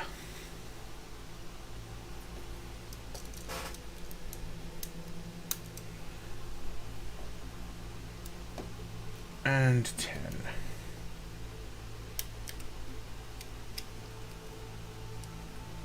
There we go.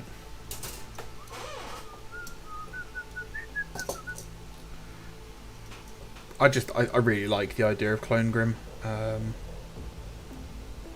I think that could be a really cool book, is Clone Grim and Clone Ferrus Manus returning. Some sort of buddy cop escape kind of storyline. And they help each other get back to the Empire. And they don't know how they're going to be received, but they know that they can't stay where they are. Plus, I think it'd be interesting for the story, because Games Workshop is very safe and very kind of generic sci-fi with their story. And this would be one of those things that's like, oh, this is definitely a unique part of the story. It's definitely something that's not been done before. Never been done before. Yeah, that should fit. Great.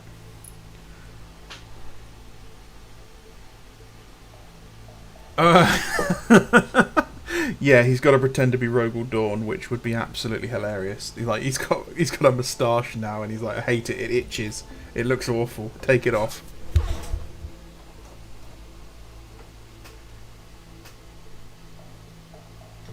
Rumour has it we're going to be getting Lehman Russ back at the end of this edition, which could be interesting. His model has been rumoured for quite some time, and is supposed to be a dual model like Marathi, with him in his normal like Space Wolf form, and then in a more Wolfen-like form. Which is cool. It's definitely an interesting idea. It separates him out from the other two Loyalist Primarchs. I might buy him. I doubt it. I just can't justify the expense of those such huge models.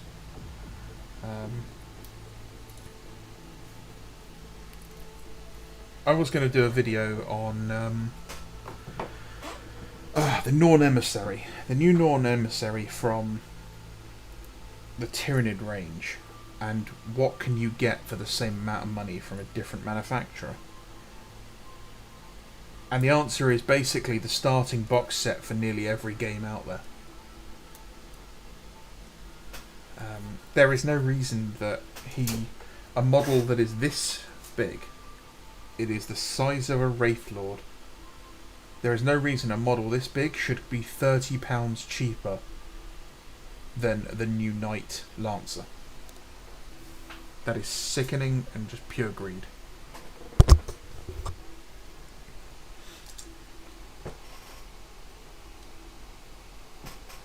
Yeah, if Games Workshop priced their models based on the cost of materials, so obviously bigger models cost more, I wouldn't have a problem. But they base it on the rules, and that's dumb.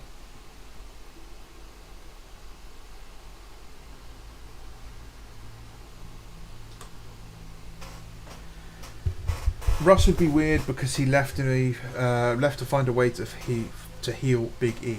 Well, it's not weird, because at the end of the day, you can fail a quest. And he may find actually that the only cure for his father is for his father to die. And obviously, Gilliman's not going to be au fait with that. Dawn would not be au fait with that. Lionel Johnson would not be okay with that. You know, so Russ has come back in his very angry manner and is like, yeah, I need to kill Dad. And obviously the other guys are going to be like, yeah, hold up, wait a minute. And then obviously when it comes out that he's a giant furry werewolf, they're going to be like, oh, okay, maybe he's corrupted or something. That's a huge amount of conflict you're going to create right there. Fulgrim is literally my autistic hyperfixation. Well, I'm glad you've got one. Mine is just Space Marines. And Natalie Portman's abs in Attack of the Clone. See, in the business we call that a callback.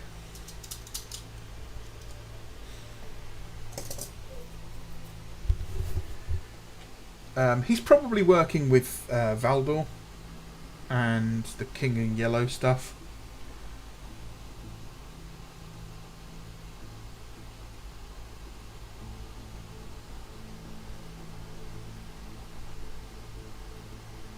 I'd like to see a novel with lots of the Primarchs back together. You know, I think like a big multi-novel series, kind of like Gathering Storm and all that. Not really like the end game, or end time, sorry, but definitely like the season finale kind of thing. The Khan comes back and he's like, "Hey, I need you guys to come with me. We need to go save Russ because Russ can save Father." And it's like Biggie, the Lion, and the Khan. They have to go off into the webway. Where are we going? We're going to go and find Dawn. They've got to go and save Dawn. We're not going to do it. We need to go recruit someone else. That's when they go and recruit fucking Clone Grim and Clone Manus. They have to break Russ out. They get Russ out. They break Isha out at the same time. And you can shake up the entire universe settings wise in a good way with all that.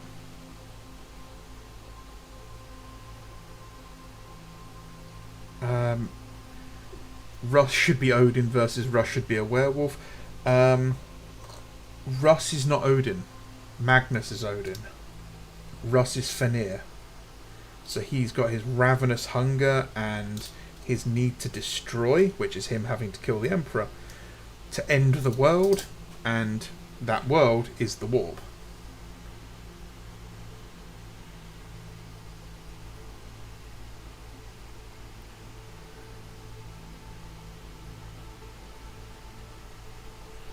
Can't wait for Imperial Fist fans to complain that it's not Rogel Dawn coming back. Meanwhile, Raven Guard players just stay off in a corner wondering about Demon Raven. Yeah, pretty much. Corax would be a very easy one to bring back. Like literally almost exactly the same way that the Lion came back. But I think you have to do it kind of carefully. I think what you need is like Lorgar to come out and do his own version of a Black Crusade, and it's very much kind of all hands on deck. Lorgar's winning, everything's going according to plan, as it were, and then Corax could turn up with maybe he's rebuilt his legion.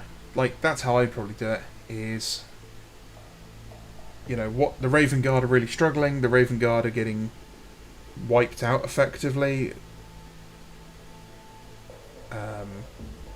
Shrike is like, well, this is it. This is the end of our legion. We've had a good run. And that's when the fluttering of wings in, and suddenly Corax appears, and he's not a demon. I don't think he's a monster sort of thing. I think it's more he's just a metaphor for his own anger. So you make him appear out the shadows with his new legion. So you've now got the whole Corax is back. Corax has decided, actually, I'm going to keep my legion at legion size. And Gilliman's like, hey, you need to break those guys down into chapters, and he's like, no, and he just disappears into the shadows, and suddenly the Raven Guard are everywhere and nowhere at the same time, and it's that hit and run everywhere. No one can actually pin down how many of them there are. Battlefields across the galaxy start receiving reinforcements from Raven Guard forces, and it's kind of got Gilliman a little bit uneasy because he's not entirely sure he can trust or control his brother. I don't think you could kill it, like have him perma kill Lorgar, but definitely have him injure him, and not like make him fall back into the warp, make him suffer his pride injured, you know, and run away back into the warp, you know, where he can run into Abaddon, and Abaddon's now just like, yeah, it's not as easy as it looks, is it?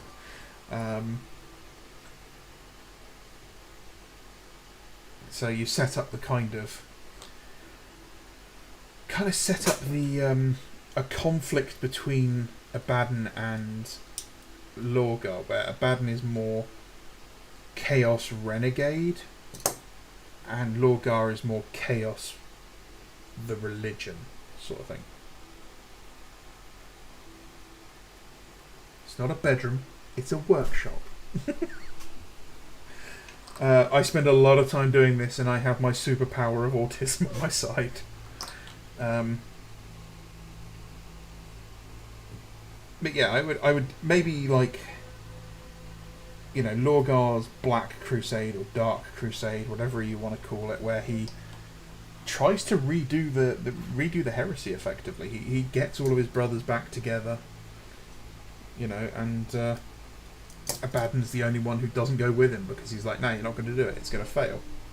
You haven't got a goal. You know, you're just going out to slaughter.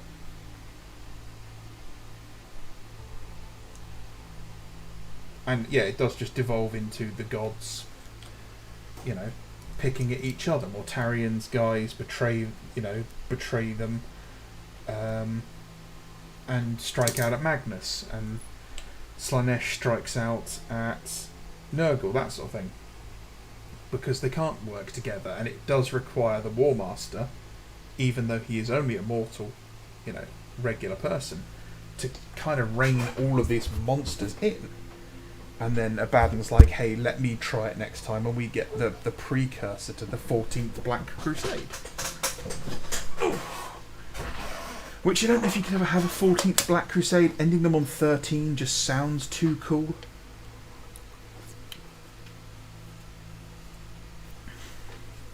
I don't know if you could ever bring Sanguinius back. I don't think I want them to bring Sanguinius back. But I do like the rumour that we're getting a new Sanguinor, which is like the avatar of Sanguinius. I actually love the idea of him being like an avatar-sized model as well. Some sort of psychically imbued suit of armour, and they have to just like sacrifice blood into it to bring it to life. But so many Marines have to like open their veins that it just costs so much to bring him out every time. That would be cool.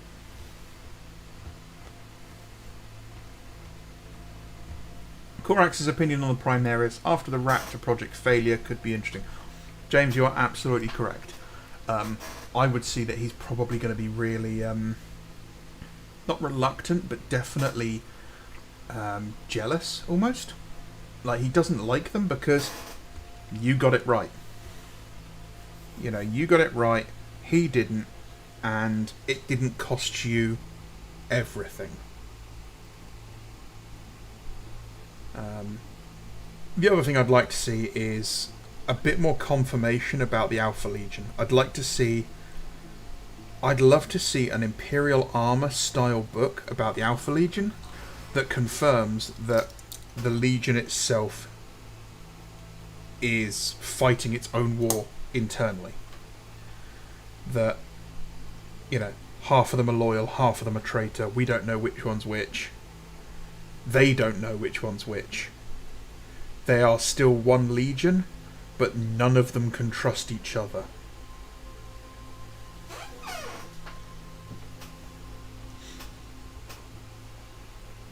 Just because I like the Alpha Legion like that.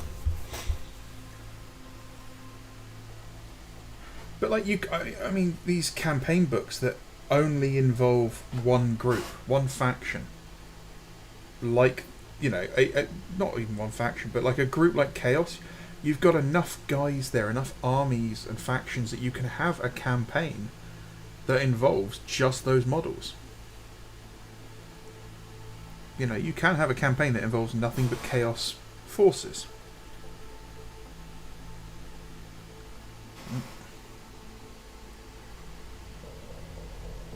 There we go, that's better.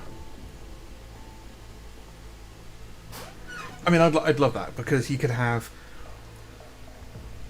throw in a list that works with the Imperial Guard Codex, and then you've got the Lost and the Damned back. You can add special units to all of the Chaos factions. You know, you can add the Red Butchers into the World Eaters. You could add, I don't know, the Kenetai Blade Occult into the Thousand Suns. You know, the idea, like, because I love the idea of the Thousand Sun rubrics. These unthinking, unfeeling automaton, you know, just dust robots that are marching across the battle. That's really cool. You know, these clockwork soldiers, effectively. But now imagine that they are dual-wielding swords. They've got 2 Kopeshes, and you guys in your gun line are firing at them, and every time you blow a hole in them, just sand is coming out of them, and you can't stop them. And then they get closer and closer and closer, and eventually they hit your line, and they just become blenders.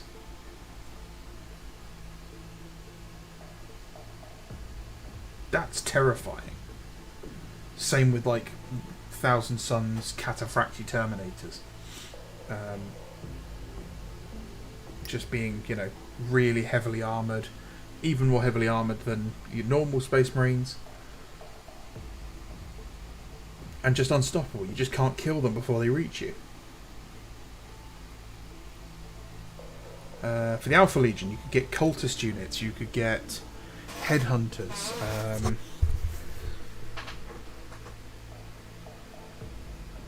Oh man, I've just had a really horrible thought for a character / unit for the Alpha Legion, for Chaos Alpha Legion. And it's every time you kill him, he's reduced to 0 wounds.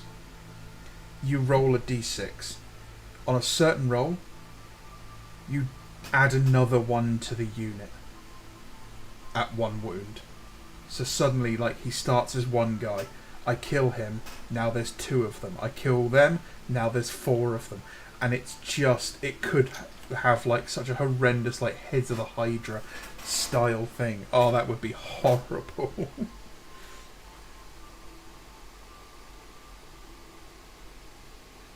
Can you imagine that you're fighting the Alpha Legion, and you're just like, oh, these guys, they just won't die, and they keep multiplying. There's lots of them now.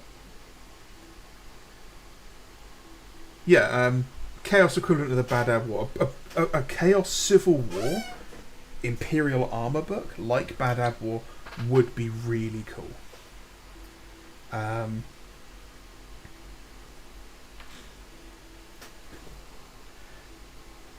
don't know what you'd call it. The War in Hell or something, you know, so it's the opposite of the War in Heaven. And it's just a crusade in the Eye of Terror. And it's, you know, you pick your units. Who are you throwing your lot in with? Are you with Lorgar and his Chaos, you know, religion? Or are you supporting maybe the War Master? Maybe even Abaddon's not involved. Maybe it's Huron. You know, he's leading the more mortal renegade factions. And you've got, like, Perturabo siding with him. And because I've always felt like Perturabo was more of a renegade than an actual Chaos God style person. Catch you later, Gajira. Have a good one, man. The Marine character equivalent was Inch Horror. Yeah. Yeah, literally, you just keep killing him, and then, like, another one steps out behind him. It would be really thematic. You've got to work out on cost and actual what the unit can do to balance it, and that would be definitely something you'd have to play test the ever-living shit out of. But I think it could be fun. But it would definitely be a character, like a 0-1 thing. You don't want more than one of them. Oh, nearly done. Some years back, as of Dante and Mephisto do a fusion dance of Dragon Ball Z. Yes. I think it was such a missed opportunity to not kill Dante as he crossed the Rubicon Primaris, because I feel that would be really grimdark, because you underline that actually crossing the Rubicon Primaris is dangerous, and then you've also got the grimdark side of it of being so insulting a way to go. You know, he's the greatest warrior the Imperium has ever known. He's fought for 1,000 years. No enemy has laid him low. He has defended Baal against the Great Devourer.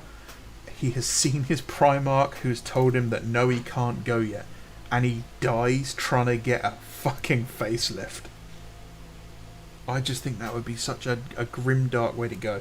And then have his replacement being a younger officer who then has to kind of hold his own against Lionel Johnson, who's turned up, you know, and Mephisto's like, no, you can tell him no. You are the Warden of the North, sort of thing. You're the guy that's in charge up here, not him. Tell him that he can't do this. Tell him that he's not taking the troops with you. Stand up for yourself. Mainly because I always wanted more from Tycho, and they killed him off, and that sucks.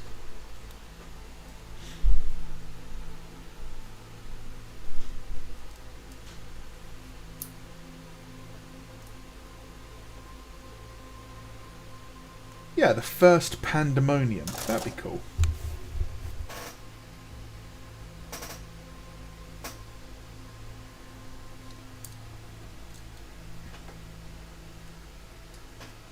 Other than that, I mean, a Badab War book. I think, like, once we've done the heresy, as it were, it would be very smart of them to go and release a Badab War campaign book. Or more accurately, it would be less dumb of them. You know what GW's like.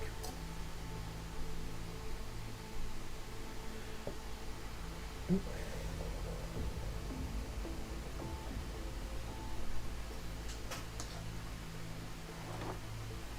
Dante can't die until his prophecy comes to pass, so they couldn't do it. I don't actually know what Dante's prophecy is. Can you stick that in there, or give me like a TLDR? Because there's so much fluff I've not read. I haven't actually read a newer 40k book or anything like that in so long. I haven't even read the stuff from the codexes, because I can't bring myself to buy a codex anymore, because by the time I've bought it, it's out of date. And I just can't do it anymore. Maybe if they were still 11 quid, I could think about it. I was talking about this to someone else the other day, actually. The old army books for fantasy were the best part of like 2, if not 3/4 of an inch thick, and they were £11, and they were just filled to the brim with stuff.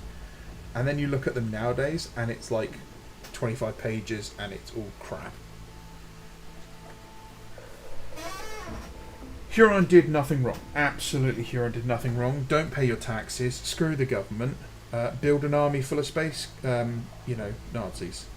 Or at least, super fun time guys.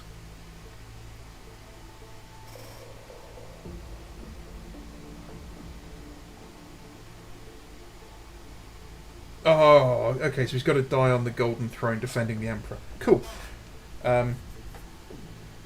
Let's get Russ to kill him.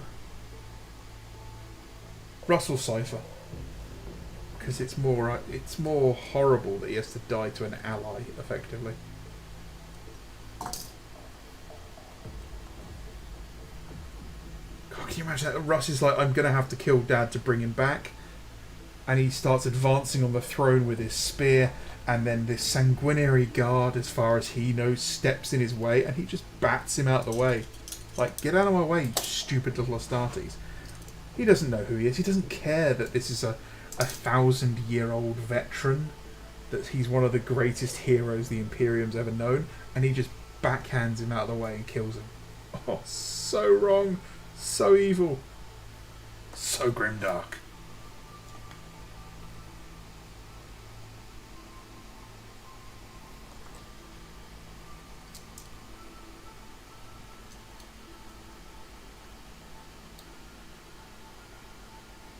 I also do like all the memes of Ghazghkull breaking into the Golden Throne just to find out who killed Yarick.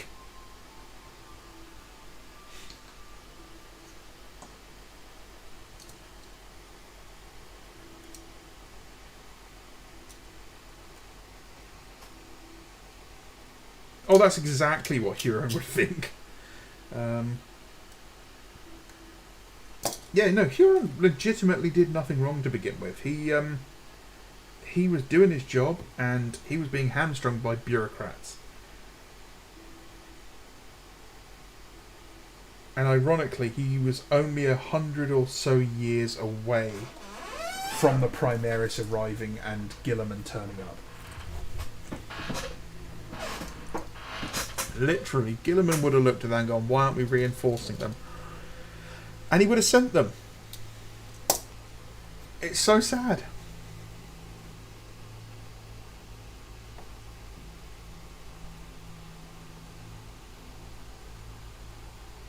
I love the Bad App War. It's always been one of my favourite kind of storylines in 40k, next to the Heresy. I want more though.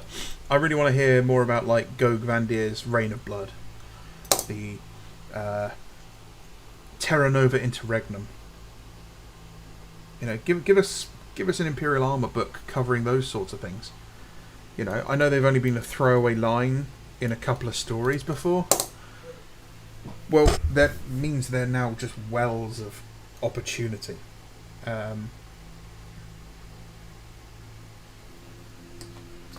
You know, hey, we got the entire Imperial Fist Legion getting wiped out.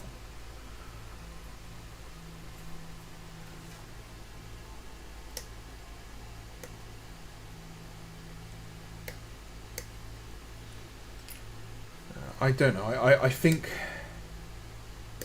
I'll be honest, I think 40k is going to get end times at some point soon. Because I don't think Primaris are as popular as GW would have you believe.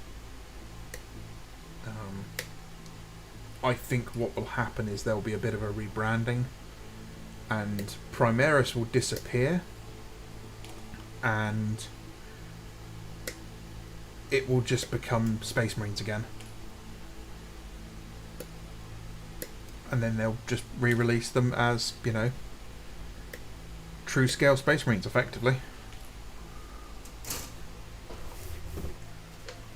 Maybe not for another couple of editions. You know, maybe 15th edition.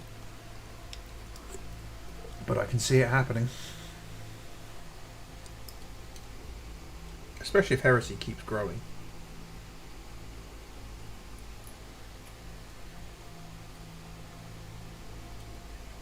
But yeah, you could do the Reign of Blood, and then you do a handful of character models. You do an Imperial Militia box, which is like Imperial Guard, but it's kind of almost like generic Imperial citizenry in kind of wearing uniforms, with a selection of weapons in a box of like 20. That will sell incredibly well, by the way. And then you do like his, whatever they called them, I can't remember what they're actually called, but like his religious police soldiers. And then yeah, you can do resin kits for like the Proto Sisters of Battle. You can do some Space Marine characters that took part in there. Ogvander himself could have a model.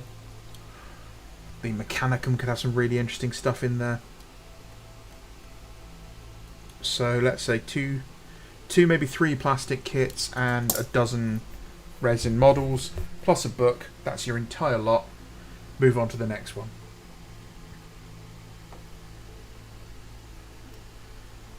Next one, do a book for the Wars of Armageddon. And it's you know, first, second, and third War of Armageddon all combined into one Imperial armor book, with special rules for all sorts of characters. You know, you could do Reclusiarch Grimaldus and his command squad. Hell's Reach, by the way, is one of the greatest movies I've ever watched. You could do stuff for some really cool orc characters with some really interesting weapons. You get the Steel Legion. There's your big plastic release, is Steel Legion as a 10-man box set, and then you do gunnery crews, special weapon crews, that sort of thing. Actually, I would box the 10-man box set with a Chimera. So each squad of them is sold with a Chimera, because that's what the Steel Legion special rules were back in 3rd edition. They had the Armoured Fist squads. Plus it gets you to free up or sell, you know, a shitload of old Chimera models. A couple of resin characters, you know. A remake of that Darth Vader-esque over-the-head samurai pose officer. A new Yarick model, or even the release of the same old Yarick model. Probably a new one. I think what you do is you do Yarick as a younger commissar with his chains. Pardon me, I'm burping all the time. With a chainsword, and then you do an old Baelai model, which is him with his claw and everything else. You do like Tushan and the salamanders. So yeah, again, 2, 3 maybe plastic boxes and a dozen or so characters in resin. Another solid release, there you go, throw that all away. And it's nice contained stuff, you know, it all fits together for one release basically. And that gives you, I mean, it's one, you can have 3 or 4 of these in a year basically, these releases. What else have you got after that? Man, I can't even think of some of these conflicts now. The War of the Beast is another one. War of the Beast would do really, really well.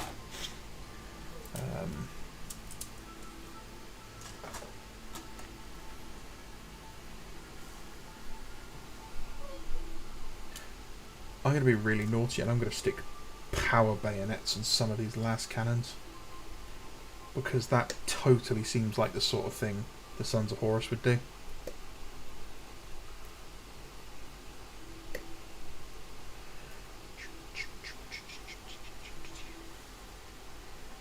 Yeah, I mean, you could do Yarick as a multi-part resin kit with a younger head, an older head, a chainsword arm, and power claw arm.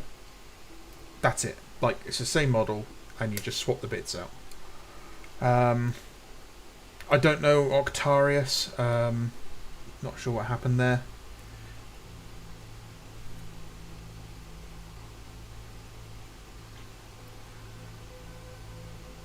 Should I put a Vexilla and a Nuncio box on them? Maybe not. Not a big fan of these things. But I do need pistols. Can't find my little blue handled clippers that are finer as well. That's really annoying me.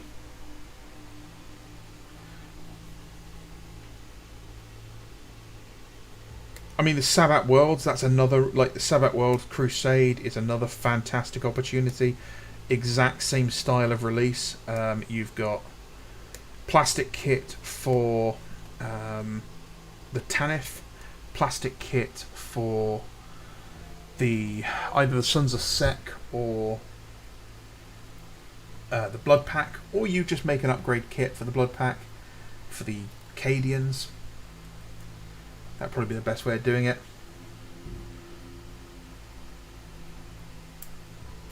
And then character-wise, you've got Saint Sabbat, you've got Gaunt. Well, Gaunt's already got plastic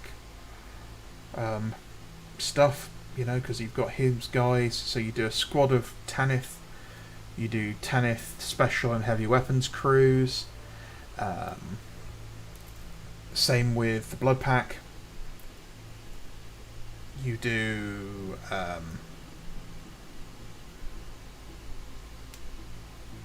conversion kit for the either the what are they called? The Kaskrin or the Krieg, to turn them into the Volpine Blue Bloods. And then, conversion kits for the Imperial Militia kit that was released for the Reign of Blood, to do things like the Infadi. Again, a couple of plastic kits, couple of resin models, you're groovy, and you've got a tie-in book, plus everyone who's like, oh wow, what's this Sabat thing about? You've got, hey, would you like to read a dozen novels written by Dan motherfucking Abnett?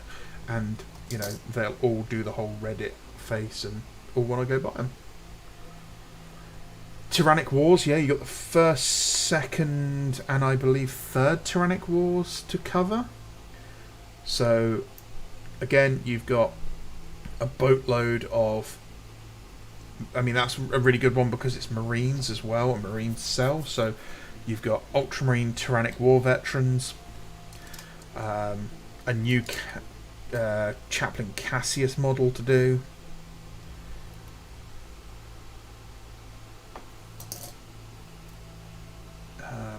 Cato Sicarius and all the other guys. I'm Cato Sicarius. I love that meme. What else? The Plague Wars, I suppose you could do as well. But that's not so interesting, I don't think. You'd want something with the Eldar as well.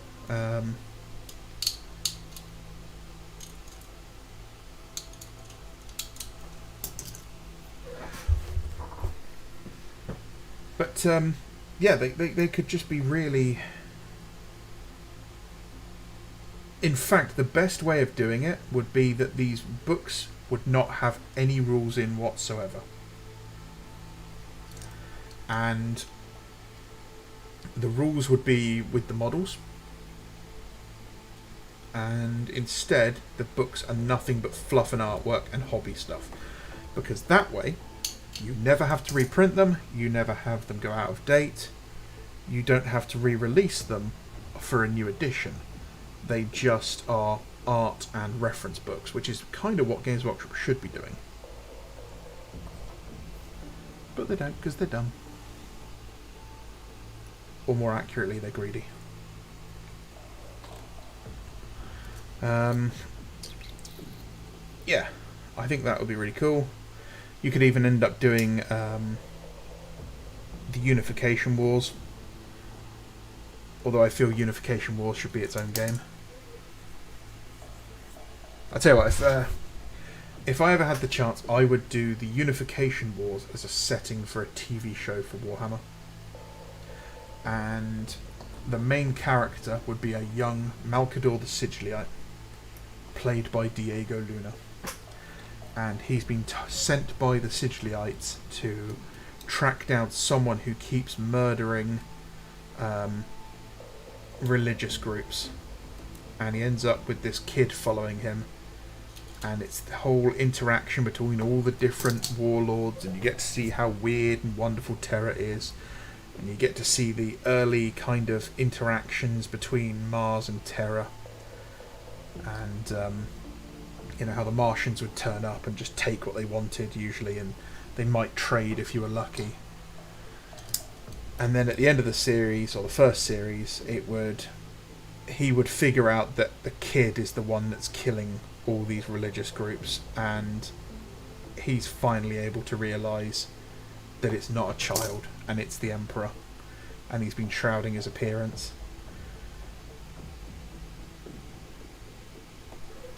And then the second series would be, 20 years on or whatever, and would be the beginning of the Unification Wars and the Emperor's attempts to unify Terra. And each season would jump forward a couple of decades, sort of thing.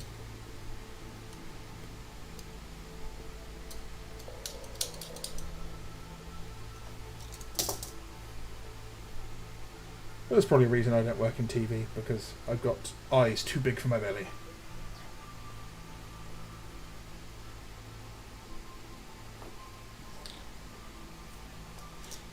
But I'd tune in every week to watch that.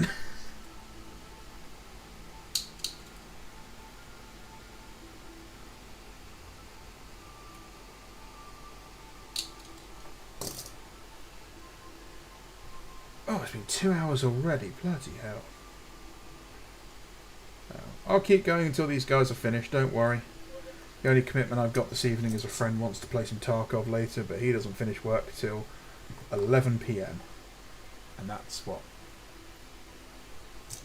An hour and a half away?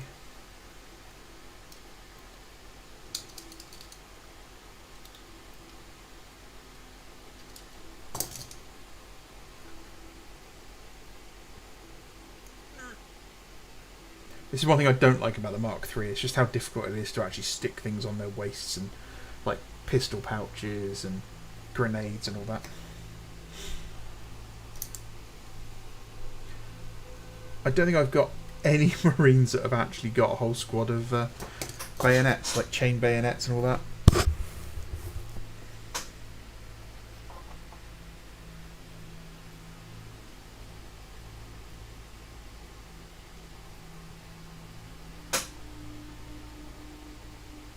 Is that going to work? Oh yeah, I think that works. Just slightly off center.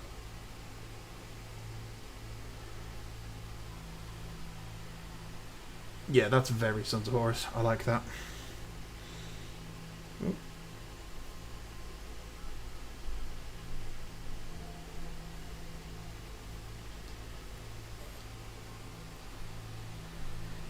So is anyone working on anything interesting, anything fun, anything rare?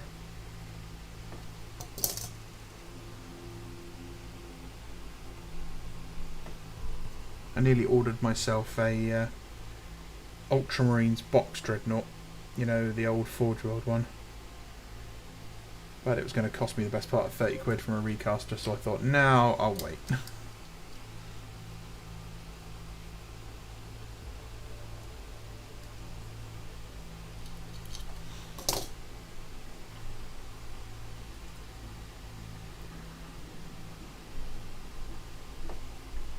Oh, apparently everyone's just leaving now, so that's fine.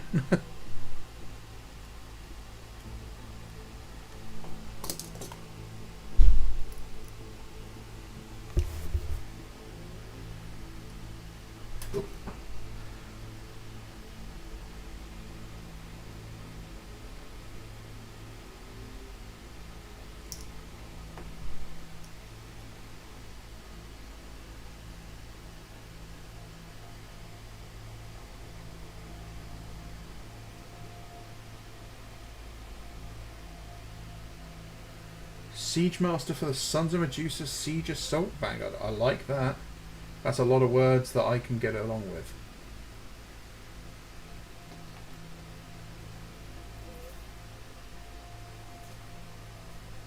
I have to stop myself from making a small mechanised orc force from old White Dwarf guides. Do it. Give in. Enjoy it. I want to make an orc scrap titan so badly. I kind of want to make my orcs more freebooter themed, and I was going to do this great big kind of walking battleship, effectively, with just gunnery teams and Gretchens and orcs and rigging and all sorts of stuff.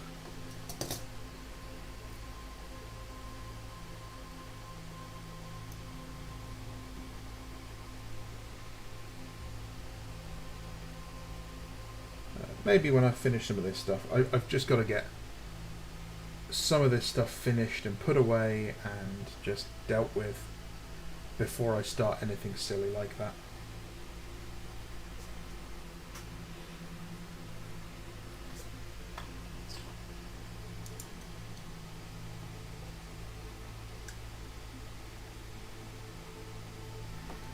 I want to get myself some of the old Chaos Bikers before they disappear as well, but I really can't bring myself to buy any.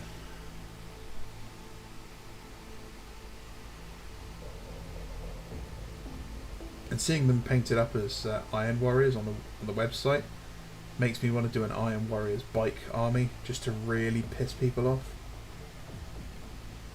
More so than my Dreadnought White Scars army.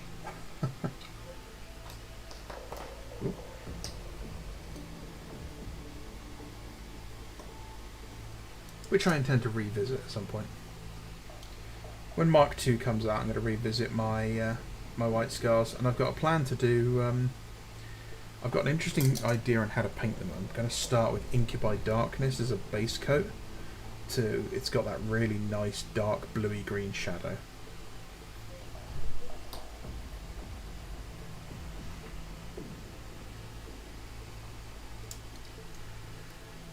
But once I've got these Blood Angels, Howling Griffins, Nova Marines, and some Salamander stuff out of the way, I'm going to be working on my Thousand Suns again. Because I've got a box full of Thousand Suns that have all been painted red, and some of the black on them's done, but that's it. I haven't got any further than that. And they just got boxed up to, you know, be out of the way.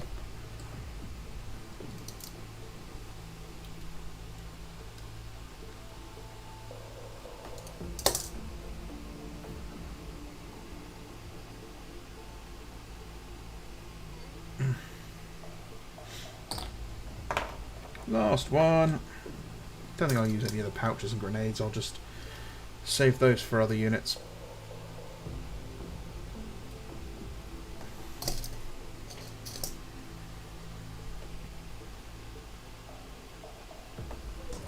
Can't believe how well the video's been doing recently. Yeah, really kind of blown away. I mean, 4,000 views, 3,000 views, 1,000 views. This last one was only 300, but Heresy Thursday videos generally actually don't do that well. I guess it's because I'm one of the last ones to put them out there. That's because I'm at work.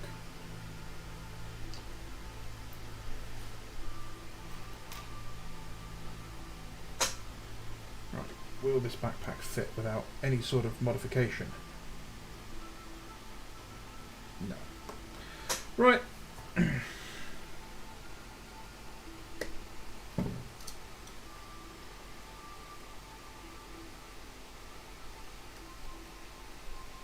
Chopping up out of production miniatures, it never gets easy.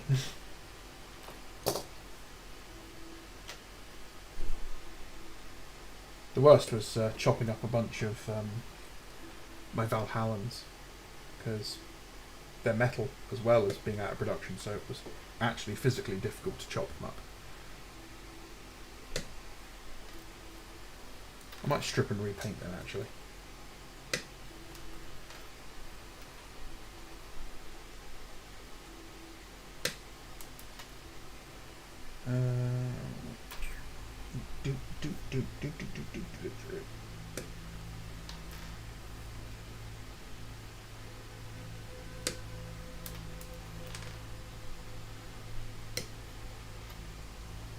Is that all of them? I think that's all of them. Good.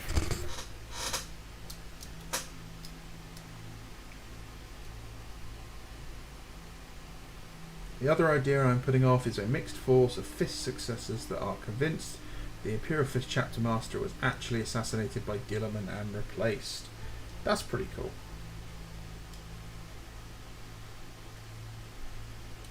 It's Lysander is the current Chapter Master. No, it's Tor Garridon, isn't it? Not bad. I got an Imperial Fist army, and it's the largest Marine army I've got, really. And I don't know who the Imperial Fist Chapter Master is in 40,000. How dumb is that? But that being said, if you'd gone back a couple of years and told me I'd have an Imperial Fist army, I would have laughed at you.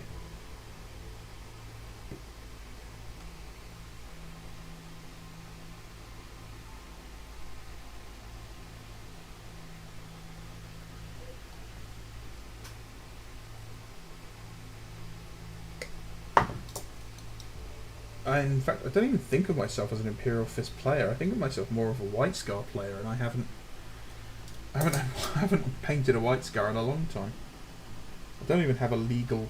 Actually, I do. I have my what they call Fury of the Ancients list, but I don't have a non-dreadnought legal White Scars list anymore. Is it Valrak? Is Valrak the chapter master? Because I tell you what, I'm not following some northerner who can't read properly.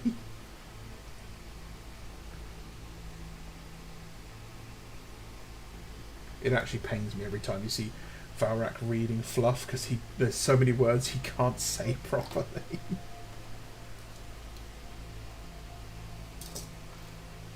But I can't fault the guy. The guy's got a fantastic channel. He's got a fantastic audience.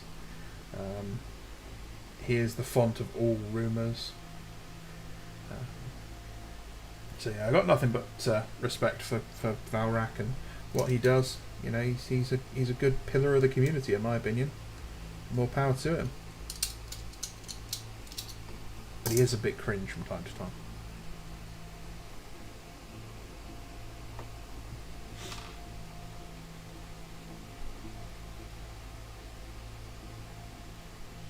I actually don't watch that many Warhammer YouTubers. My YouTube stuff is much more focused on the old guntuber stuff. People like Brandon Herrera, Kentucky Ballistics, Garand Thumb. The Time for Pie podcast and the Unsubscribed podcast and the My Drunk Uncle podcast with Uncle Laser. And then there's like the pop culture stuff I watch a lot of. So people like Nerdrotic, Heel vs Babyface, It's a Gundam, Clownfish TV, that sort of thing. And then all the cooking stuff. I used to like, this is something that blew my mind. As a kid, my parents used to watch a lot of cooking shows, and I could never understand why. Like, who the hell wants to watch a cooking show? And now as a 36-year-old, I'm just like, oh, he's gonna do what with that steak? He's making a full rack of ribs without the smoker. He's got some A5 Wagyu over there. Great, okay, and I'm watching all of it. Like, what the hell? When did this happen? When did I turn into an old man?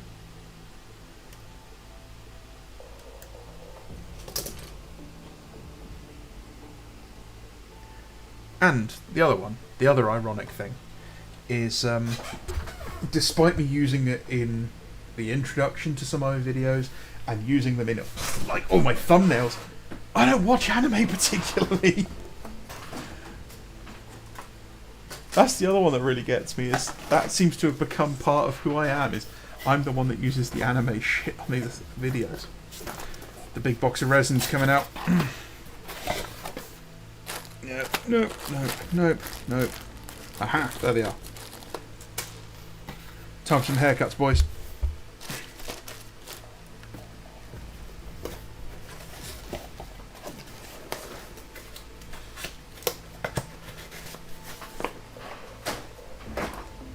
Yeah, that does seem a bit convenient, James.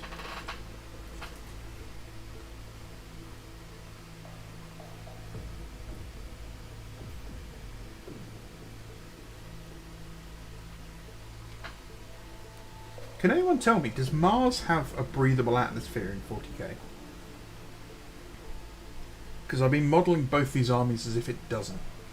So there's no bare heads in either my Imperial Fist or my Sons of Horus.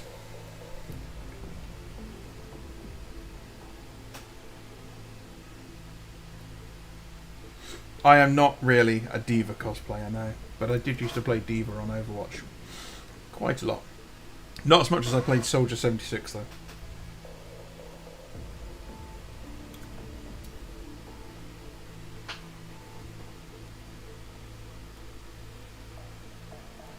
I haven't had a Diva avatar in ages. I should switch back just to wind Lonnie up.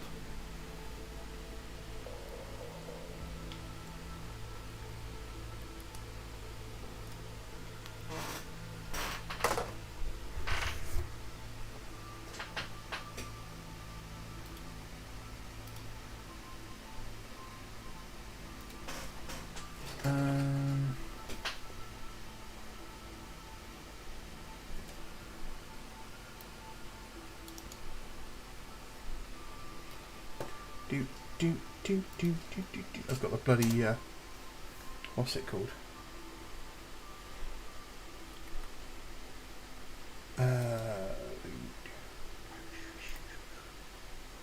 Evangelion theme tune stuck in my head.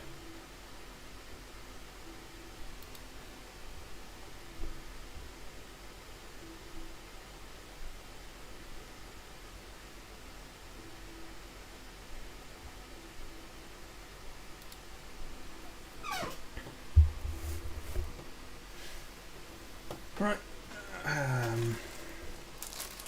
This is going to be fun. We'll use some of these and we'll use one of those. We're not going to do it on all of them because that's just too much. The producer of my favourite super glue has gone bust and they're shutting all their shops down.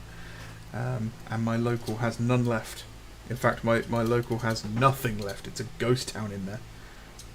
Unless you want overpriced storage boxes, there's literally nothing left in the Wilco in my town.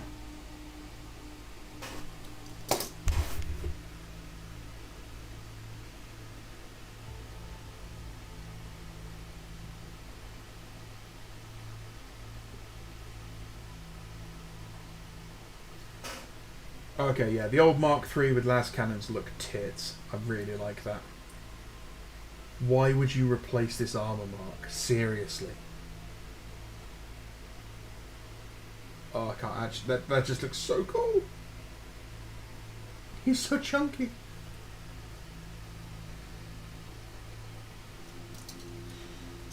Also, to the guy earlier who said Raven Guard wouldn't be caught dead in Mark III.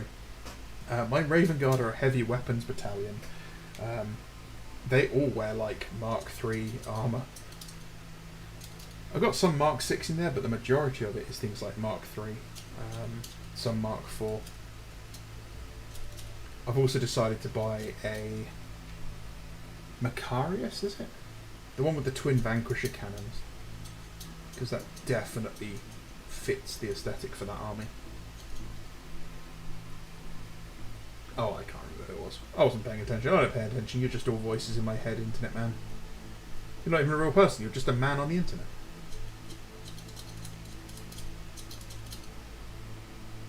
What slur said that? Okay, NATO code name for a F-15 or whatever it was, a MiG-15.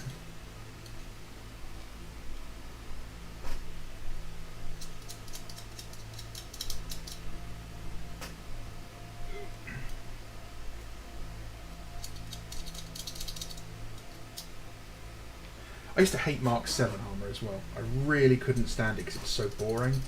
And now that we've got all these different armour marks and Mark 7 is kind of disappearing, I actually really like it. No, you're the man on the internet. Madam, did you just assume my gender?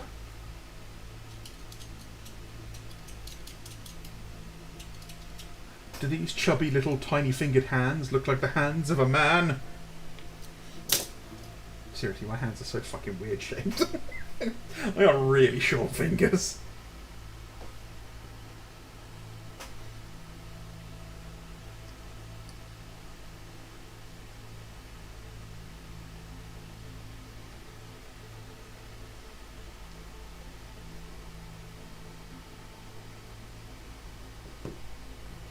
I'm also incredibly clumsy.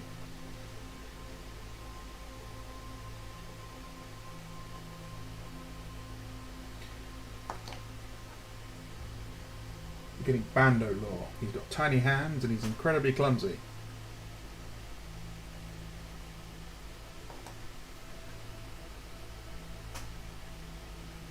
Okay, thin but breathable. That's cool.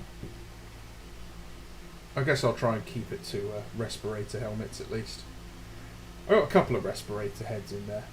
Like the tank commander in my Shadow Sword's got a respirator and he's holding the helmet in his hands. I mean, I know Marines can survive in a vacuum briefly.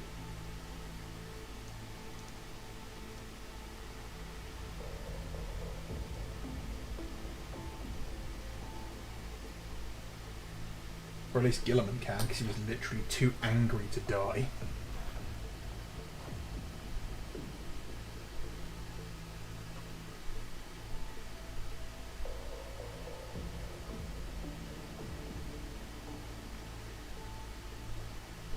how have I just taken all of the heads off of one sprue and it's given me so many more than I actually... What? I don't get... Like... What?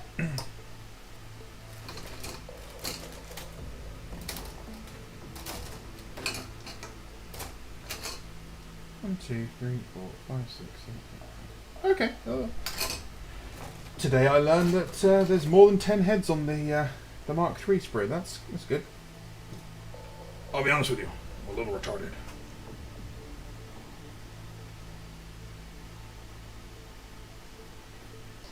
I do love me some Alex Jones as well. That's a guilty pleasure.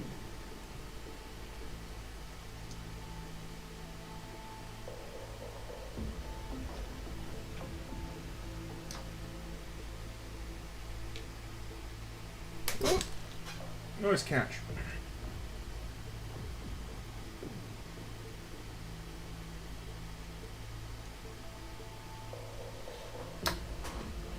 Excellent.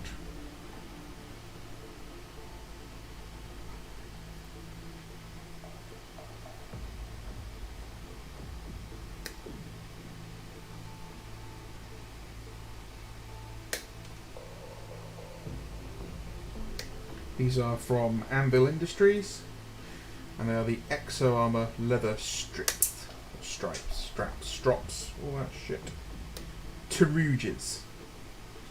It's also where the top knots come from. If you go back about 5 videos, I believe it was. 7 videos actually. Wow. Yeah, I put out like 1 a day this week, which is nuts for me. Don't expect that next week. I did a review on the Anvil Industry stuff. Are those plastic heavy weapons? They are indeed. They are the Mark VI las cannons that came out with 2nd edition on to just normal Mark III, out of production Mark III Marines. Hi Rob. Yes. So Rob, did you actually know that was proven to be true? It's Astrazine, I believe is the chemical's name, and it's found in the water table. And when exposed to amphibians, or when amphibians are exposed to it, they can change their sex. So, yeah, he was right about that, which is really wild.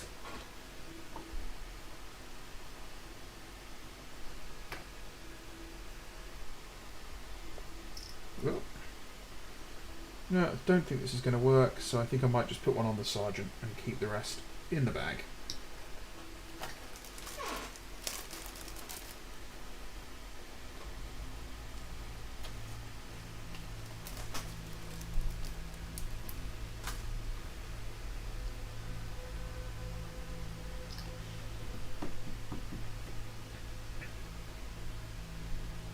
This guy gets to be the sergeant. Aren't you special? Always forget to trim that little bit off though.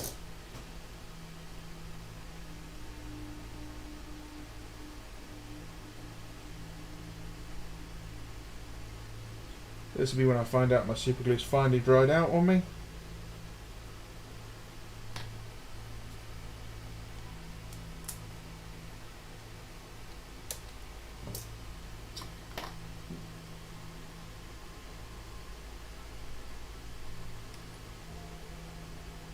It might have actually. Oh, that's annoying. Good thing I bought another one. It's not as good, but it's still super glue.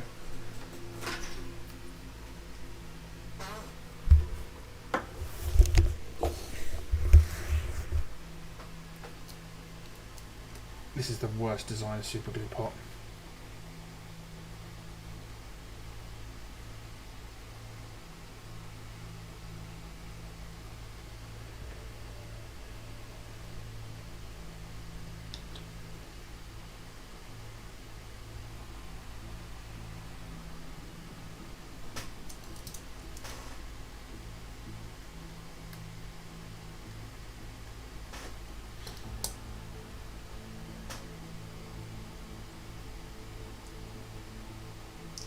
And I got super glue on my fingers already. Yay! I've got super glue on my teeth before. That is one of the weirdest feelings you'll ever have. And in my eyelashes. That one was kind of scary. I'm going to be brutally honest. I thought I was going to lose an eye. I think that looks fine.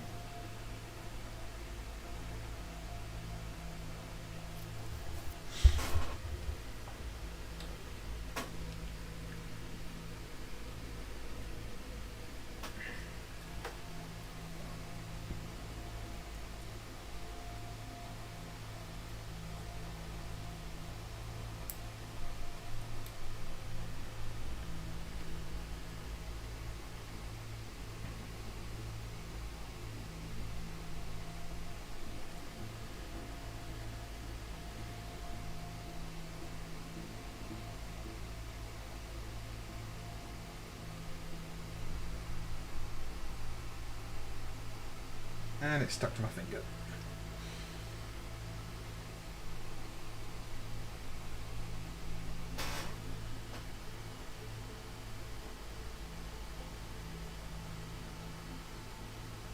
Top knots add so much character to Space Marines.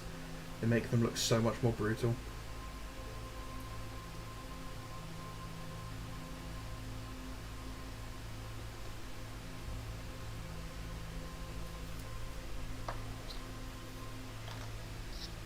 I think I will add maybe 5. We'll have top knots, the others won't.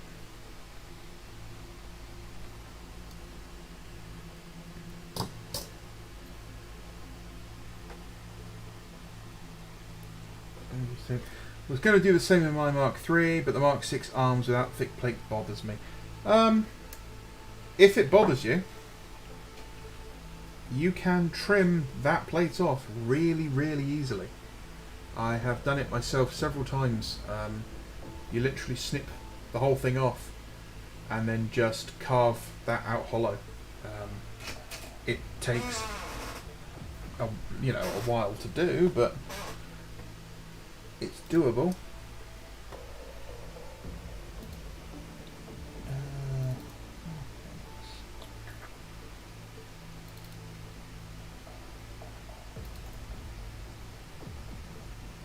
Do I have a picture of my Cataphractii Terminators? Don't think I do.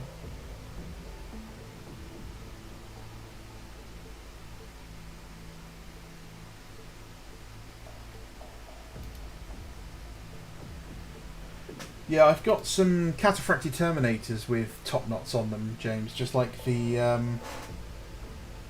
old what do you call it, art? Collected Visions art. We did have a really good conversation in Discord earlier about the Collected Vision art.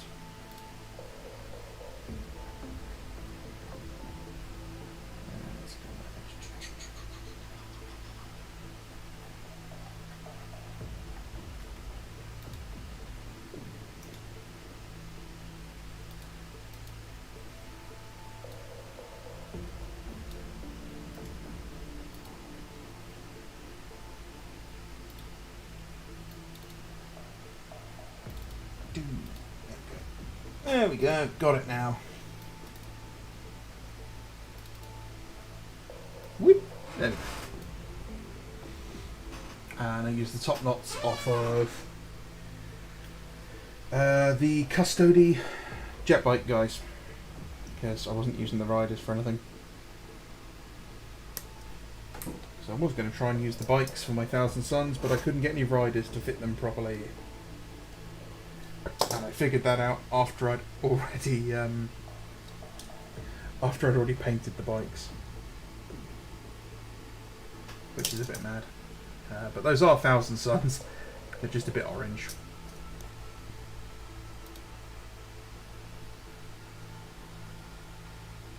Visions were not out of stuff. Visions is a really interesting book. Unfortunately, my copy had beer spilt on it and then left to go mouldy. You know who you are. But I haven't thrown it away. I've just got it somewhere and it's all kind of a bit grim. I wiped it down with like watered down bleach to kill the mold.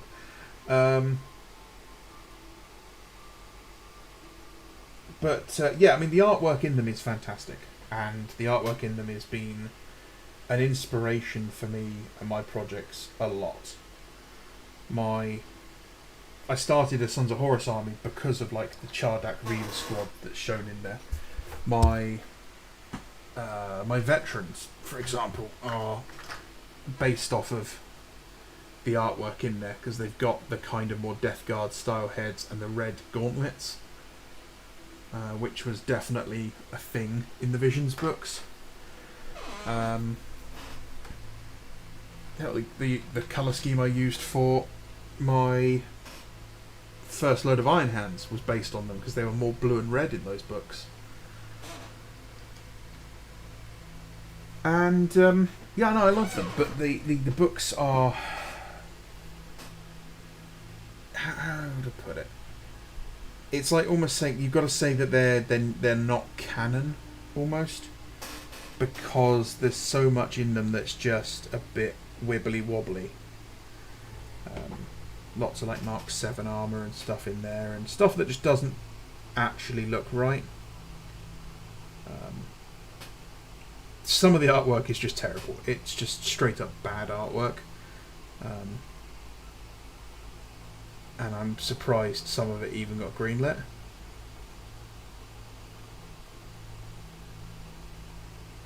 And then some of it's absolutely phenomenal. Like, some of the World Eater stuff is really, really good. That's not going to stay on, I guarantee it.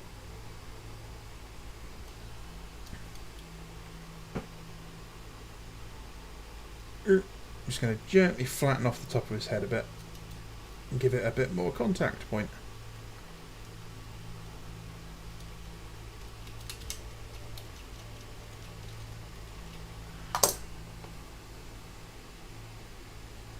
Yes, Rob. Yeah, if you look at the arms, you'll see that you've got plenty of space here.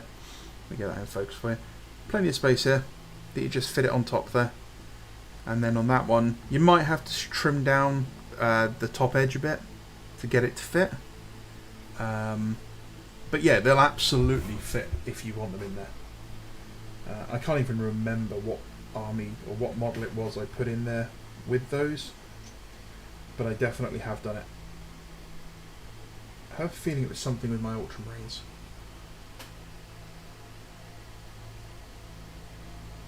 Oh yeah, newsflash, I'm also doing a third Ultramarines army because of course I am.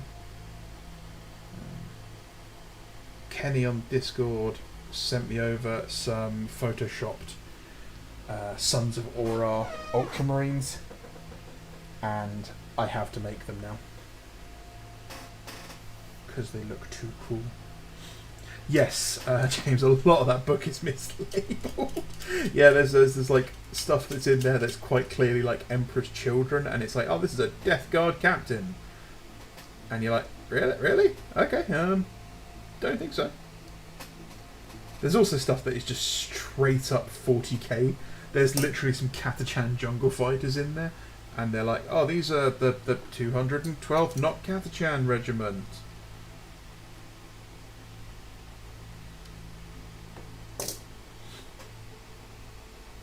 Some of the Night Lord stuff is the worst, though.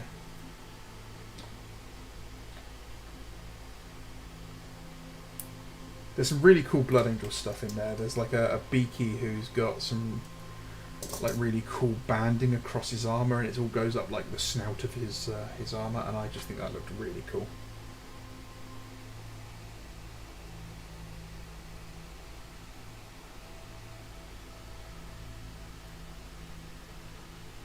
Top knots are cool.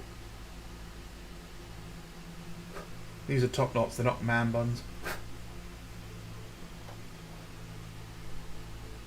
The Not Elysian Drop Troops one, yeah, I think they called them the Harkonnen Warhawks in that. That might be a 40k regiment. It's been a while. I don't even know where my copy of the book is. Is it in here? No, it doesn't look like it's in here. Ah, it's somewhere around here.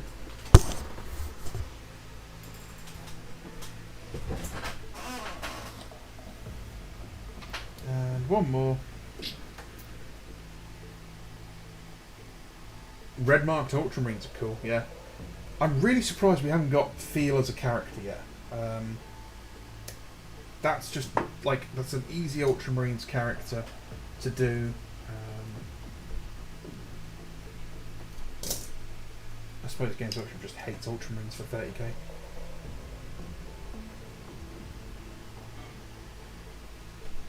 Seriously, I listened to the short drama Night Fane, which I believe is a field story. And it's all about some Ultramarines on the run, and they go to an underwater refueling plant, like a Prometheum refinery. And it's like Event Horizon. It's like getting picked off one by something in the dark.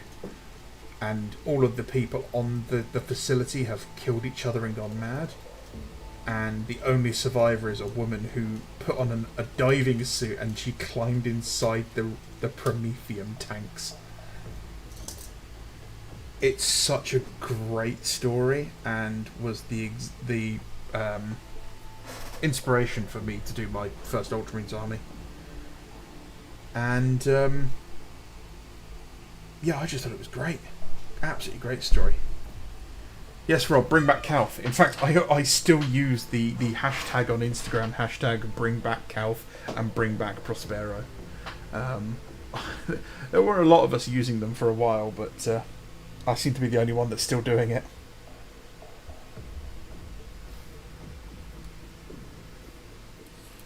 Right. Well, there we go.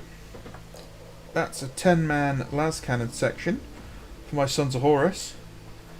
All built with some fluffy top knots in there and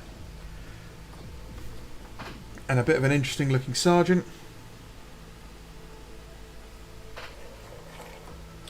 All done. So that's only taken me 3 hours, but I have been chatting a lot since then. Hopefully I shall be able to get these guys painted relatively quickly. But I think that's going to be it for this evening, guys. It's been really fantastic. I always love having you guys around here. Thank you for all the comments and the chat. You know where to find me. Throw a comment in anything you want to have a word with me. When I can get another invite to the Discord, I'll try and get you guys in there. Yeah. Thank you very much. My name's Bando, and this has been my messy desk. Thanks, guys.